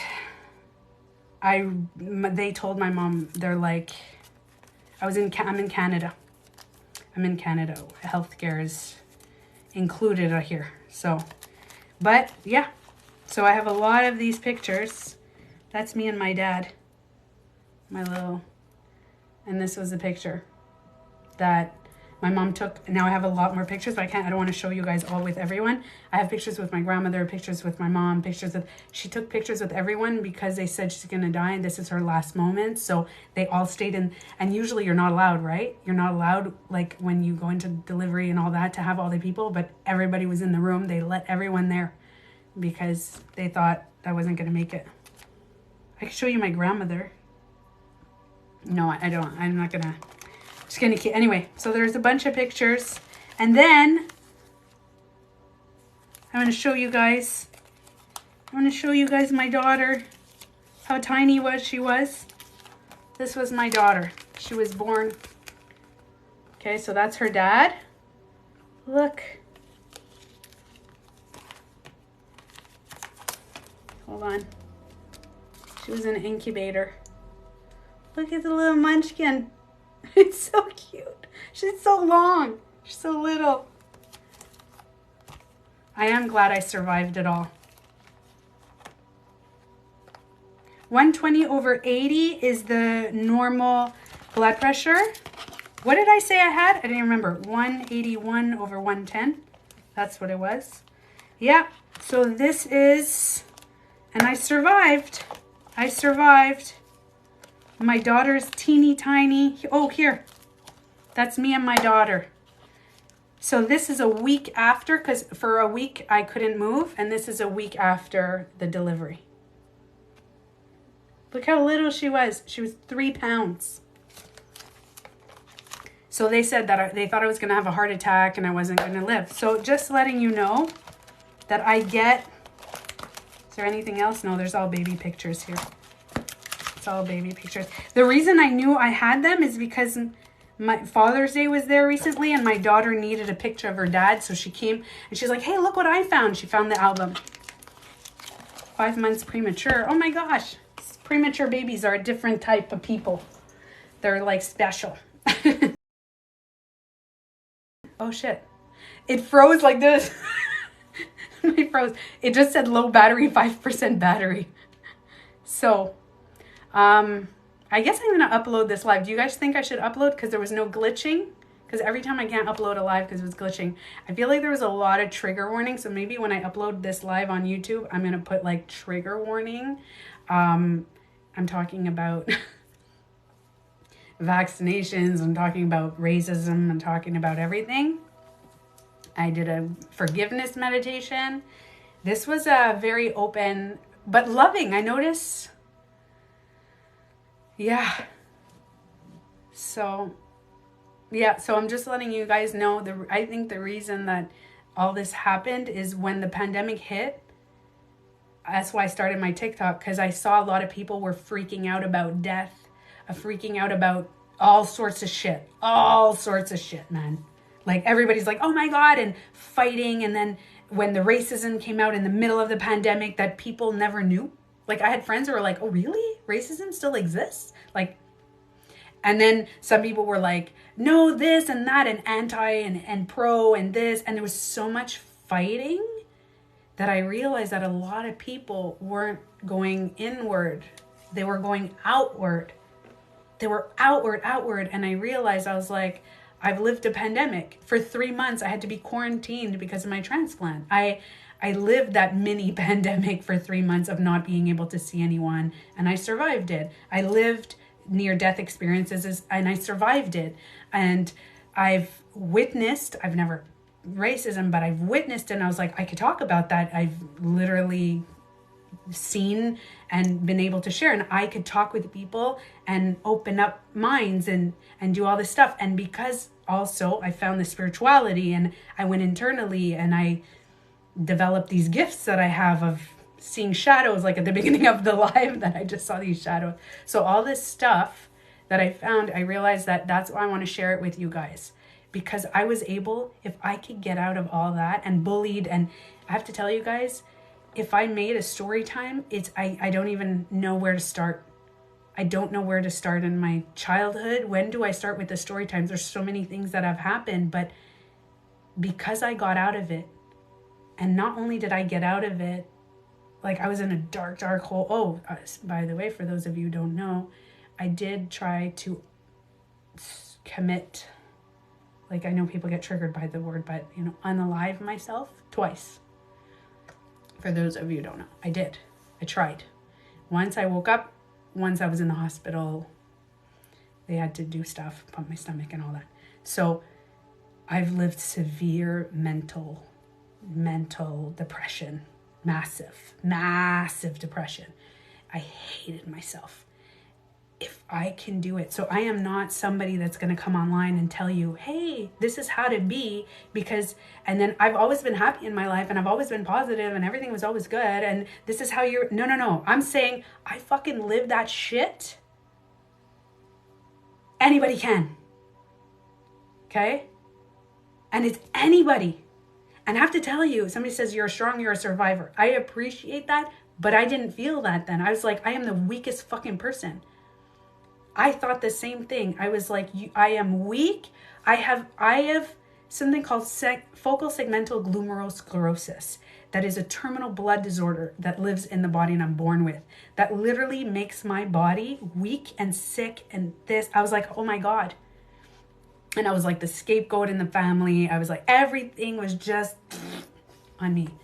And if I could get through that shit, and then not just get through it. I didn't just get through it and I'm like, yay, I did it. No. I'm now healing my body and the doctors are like, what the fuck is going on? And I'm like building relationships. Oh, that's what I wanted to bring. Hold on. Cinnamel, you said something at the beginning. I wanted to address that before my battery's gonna die, but I wanted to say it. So Cinnamel said, what I was saying is that sometimes we lose connection with people.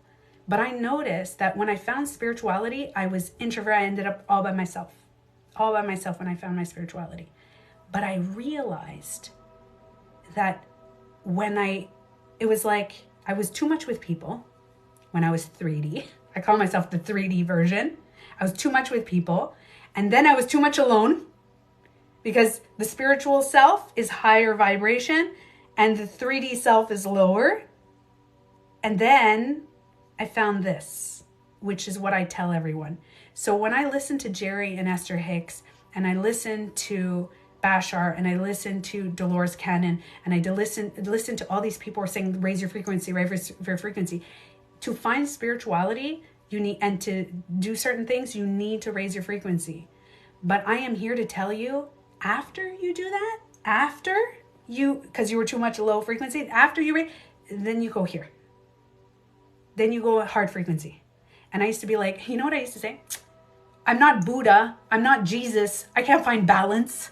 Fuck that. I used to say that all the time. What the fuck is finding balance? This is bullshit, finding balance. I'm not Jesus. I'm not Buddha. Balance. I used to say that all the time. And then I found it. And I was like, oh, fuck. It's possible. I could swear and I could be spiritual.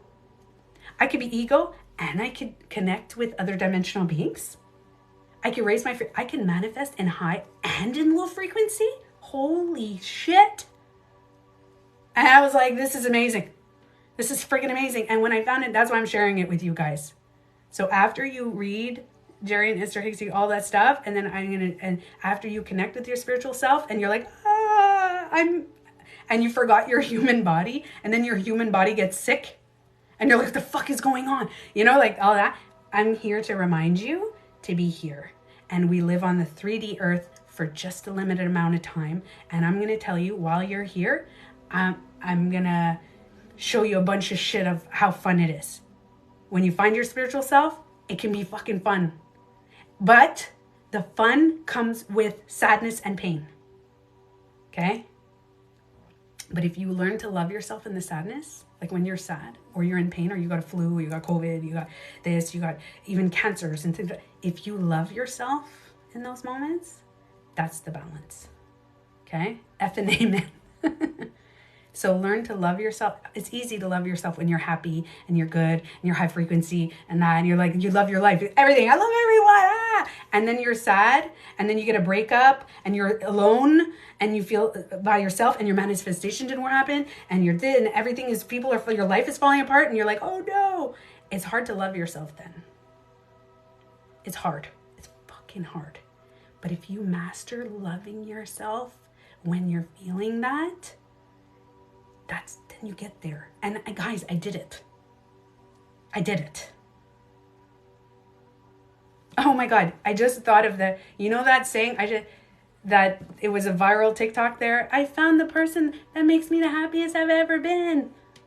You know that little, I don't know, I'm not saying it properly. It was a little kid. Anyways, I'm a Libra. That's super reassuring. I know, the balance. Riding the waves. That's what it is. But it's not just riding the waves. It's riding the waves with love. Yes, princess, I say, master loving yourself. If anybody goes, so what do I do to start the healing journey? Master loving yourself. But people are like, yeah, I do. I'm like, no, you don't. You only love your good. You only love the happy, manifesting, high vibrational vibes. And you don't love the sadness and the anger. It's really hard. When you're angry, it's hard to love yourself. Especially if you're like vocal and you're like, fuck you, or rah, and you're like this, or you're into, it's hard. It's hard. And then I know some of you guys right now are saying, yeah, but she doesn't know me. I'm really fucked up. Like Tanya doesn't realize I'm really fucked up. No, I'm telling you, I was really fucked up. You understand? I had my fucking, ask any of my exes, of my friends, like ask them. I was very unstable. Hold on. Okay. I was just checking the percentage. We're still good. So, I am dreaming about crystals and it finds you days later. That's amazing. So maybe you're connected to that. You're connected to that crystal. That's amazing. So you found your purpose on earth. Well, I made a video about that yesterday. Our purpose on earth, I believe all of us, when we find our purpose, is when we feel needed. Balanced needed. Not too much needed where your anxiety, in my job before, people needed me and I had no boundaries. I was like, okay, and I forgot myself. And then when people don't need you enough, you feel very lonely. When nobody needs you, no animals need you, no plants need you, no people need you, you feel very lonely. You're like, it's okay, I need me. Yeah, but to be on 3D Earth, we need to be needed at a healthy, balanced level. So if you don't feel needed right now and you feel alone, start with a plant. If you're an introvert, start with a plant. Get a couple of the reason I say tomato plants all the time is because tomato plants, you have to water them every day aggressively for them to really grow. So you have to take high care of them. You're like, oh no, I kill plants. Yeah, but the plant needs you. So then you Google, find out what it needs. So right away, get yourself an animal, a pet needed. If you don't want to volunteer on a small level. Just walk around and pick up and you'll feel amazing. You're like, oh my God, I'm needed. The world needs me. Pick up trash. When you see trash on the road, pick up the couple of trash, leave a little bag in your car. And then when you see trash, you pick it up. Do something that you're needed to a balanced level. And you'll notice that if in your relationships you don't feel needed, if anybody right now in your relationships make you not feel needed, like your partner or anybody's like, fuck, I don't need you, it feels shitty. It feels really shitty. If they need you too much, again, shitty, right? But if they talk to them, be like, hey, I need to feel needed. I just need to feel needed. Yeah, so it's not, unfortunately, somebody said, Emmanuel said, external validation is needed, unfortunately. But that's part of the human experience. It's okay to get a little extra. Remember, it's the love, right? Balanced. Too much external validation means you can't validate yourself. If you don't think you're pretty and or good looking and you are only dependent, people think you're ugly and you're like, oh yeah, it's what people say. There's no internal. And then if there's no external, if somebody looks at you and says, you're really mean, and everybody around you says you're really mean, and you're like, no, I'm not. Listen, there's a little external, like we're all connected. And if you guys know about spirituality, I did suffer with depression. Yes, I did, for many years when I was younger. If you guys know, think about our consciousness like the internet. Right now, I could take this, right? And I could tap in. You don't see a wire, right? You and I are all on the same internet right now. We're on the same, you guys are talking to me across the world, all around the world. You're talking to me right now. How? There's no cord. There is no cord from me to you to all of you guys, 73 of you guys. There's no cords connecting us. We are all there's this invisible field of internet that is connecting us through this screen. That is consciousness. Consciousness is the same thing. Our soul, our spirit inside us is all connected, even though, and by the way, you can tap in.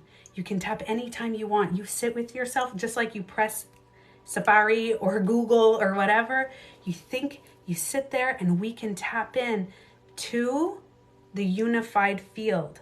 And when you hear all the people talking about unified field, just think of it as the internet. Think about that main source of internet that is giving us all internet. We can all tap into it. There's one source that's giving the whole world's internet. We can do the same thing with our consciousness and our soul or spirit, whatever you want to call it. We can tap into a unified field. And once you tap in, which some people call the Akashic Records, depending, you want to tap into this, you get the answers for yourself. So whatever I'm saying now, you can say Tanya's full of shit, because I could be full of shit, because maybe that's not your life. Maybe you have a different experience, a different vision, and that's okay. I have a different experience. But in the end, the 3D, we're in a 3D body, but we're still in a unified field. So connections are really important. And to have healthy connections, human designs, astrology, horoscopes, all that stuff helps. All to find yourself and who you are. You can, it doesn't matter. Some people, and by the way, I'm going to go on this. So some people don't define genders. And that's because it helps them find themselves. So please stop shaming other people who feel like they're non-binary. Stop shaming anybody, because that's how they connect with themselves. They define themselves as a certain thing, or they don't, or whatever. So anybody who is trying to find out who they are inside, they're gonna have these labels, and it's okay. They're not better, they're not worse than anybody. It's all just to understand ourselves better. Okay? So, and I could be full of shit right now, and if I'm not resonating with you, that's okay too. So just take it or leave it. But that's my understanding. And the reason I know this shit and I've connected is because I've been in the unified field pretty often. I try to go as many times and visit there as I can when I reach high vibration. By the way, to raise your frequency, you connect to that. That's how, when you connect to the unified field and that, you need to raise your frequency. Because your soul is also, by the way, think about it this, okay? Like a diamond. Everything is space. People think you can't lower your frequency, but you do realize that the more you go lower, in the end, it's all one. It's our 3D brains can't grasp this and that. As above, so below. It's not just above, no below. It's as above, so below. As within, so without. And on that note, I leave you. I felt that was a good ending to my life, especially if I'm uploading it. Thanks for the intimate hangout. Yes, you need to be grounded human to be empathetic to others. That's what I wanted to say. You know, it's nice to connect with other people. It's nice. I know some people are like, oh, I don't want to hang out with like negative people. I have to tell you, I used to walk into a room and be affected by everybody's energy. all the time. Empath, affected. Now I walk into a room and I switch the energy because I come always with love. I don't raise my vibration, because if I raise my vibration, when somebody's negative, they can drop my vibration. But if I come with love, they can't raise or lower or anything, because I'm coming in with love. But the love is as within, so without. It has to love yourself first. Always have to love yourself first. And it's not egotistical to love yourself, really. Trust me on this. Because, by the way, the narcissists that say, oh, I love myself, it's not really loving myself. They're super insecure. So I'm talking about real soul love. Okay? You helped me understand white privilege a little more, so thank you. Yes, I'm so happy to hear that. I love you guys. I do so much. Okay? Your presence changed the room. Yeah. I do that now. I can. Oh, by the way, not all the time. Not all the time. Sometimes I walk into a room and I'm like, oh, because I'm human. I'm not like, all the time, by the way. I want you guys to know that. I want to make that clear before I end this live. Like, like balanced, always. No. Sometimes I go high. Sometimes I go low. Sometimes I'm like, fuck this shit, I can't fucking take this. I'm so fucking pissed off. And then sometimes I'm like, oh my God, I could see beings, high frequency, Akashic records, manifestation. Oh, by the way, I manifest on a low vibration. I totally manifest low. By the way, I do my best manifestations on low frequency. But that's for another. You guys can check out my videos on that. I have a lot of that. On low frequency, people's like, no, raise your frequency. No. Every time I'm like, fuck this. And then my manifestation comes up true. And I was like, oh, wow, all right then. I love it. And what some of my best like massive, like a home. I manifested a home on a low frequency. And it was I had like a solid month that was pretty hard. And like manifest a relation, like it's crazy. So that's it. Love yourself when you're high. Love yourself when you're low. Hi, Yasmin. But I'm uploading this live so I can't upload it right away, but I'm going to upload it tomorrow morning because it has to like process on TikTok. But I promise you guys, I'm uploading it. I talked about everything in this live, and I think it was one of my favorite lives that I've done, because I thought that even though I talked about a lot of trigger shit, you guys were all amazing. Even somebody who was saying a little bit of like stupid, and just kind of was like, oh. So I appreciate you guys. There was a lot. See, love frequency. I vibrated. You guys are all love frequencied. Do you know that you match people on a frequency? You do. So I reached your hearts. Love is powerful. Yes. Okay, guys, I gotta go because I think it's like 3% battery. 3% battery. All right. So give her some love. Oh, I appreciate you guys. Thank you guys. I really love you guys. Heart frequency love. And that's it. I'll see you guys. I'll probably go live randomly, but I'm live every Monday. Every Monday. Except if I'm not, I post it on my stories. Okay, love you guys before this dies. Okay, bye. Thank you.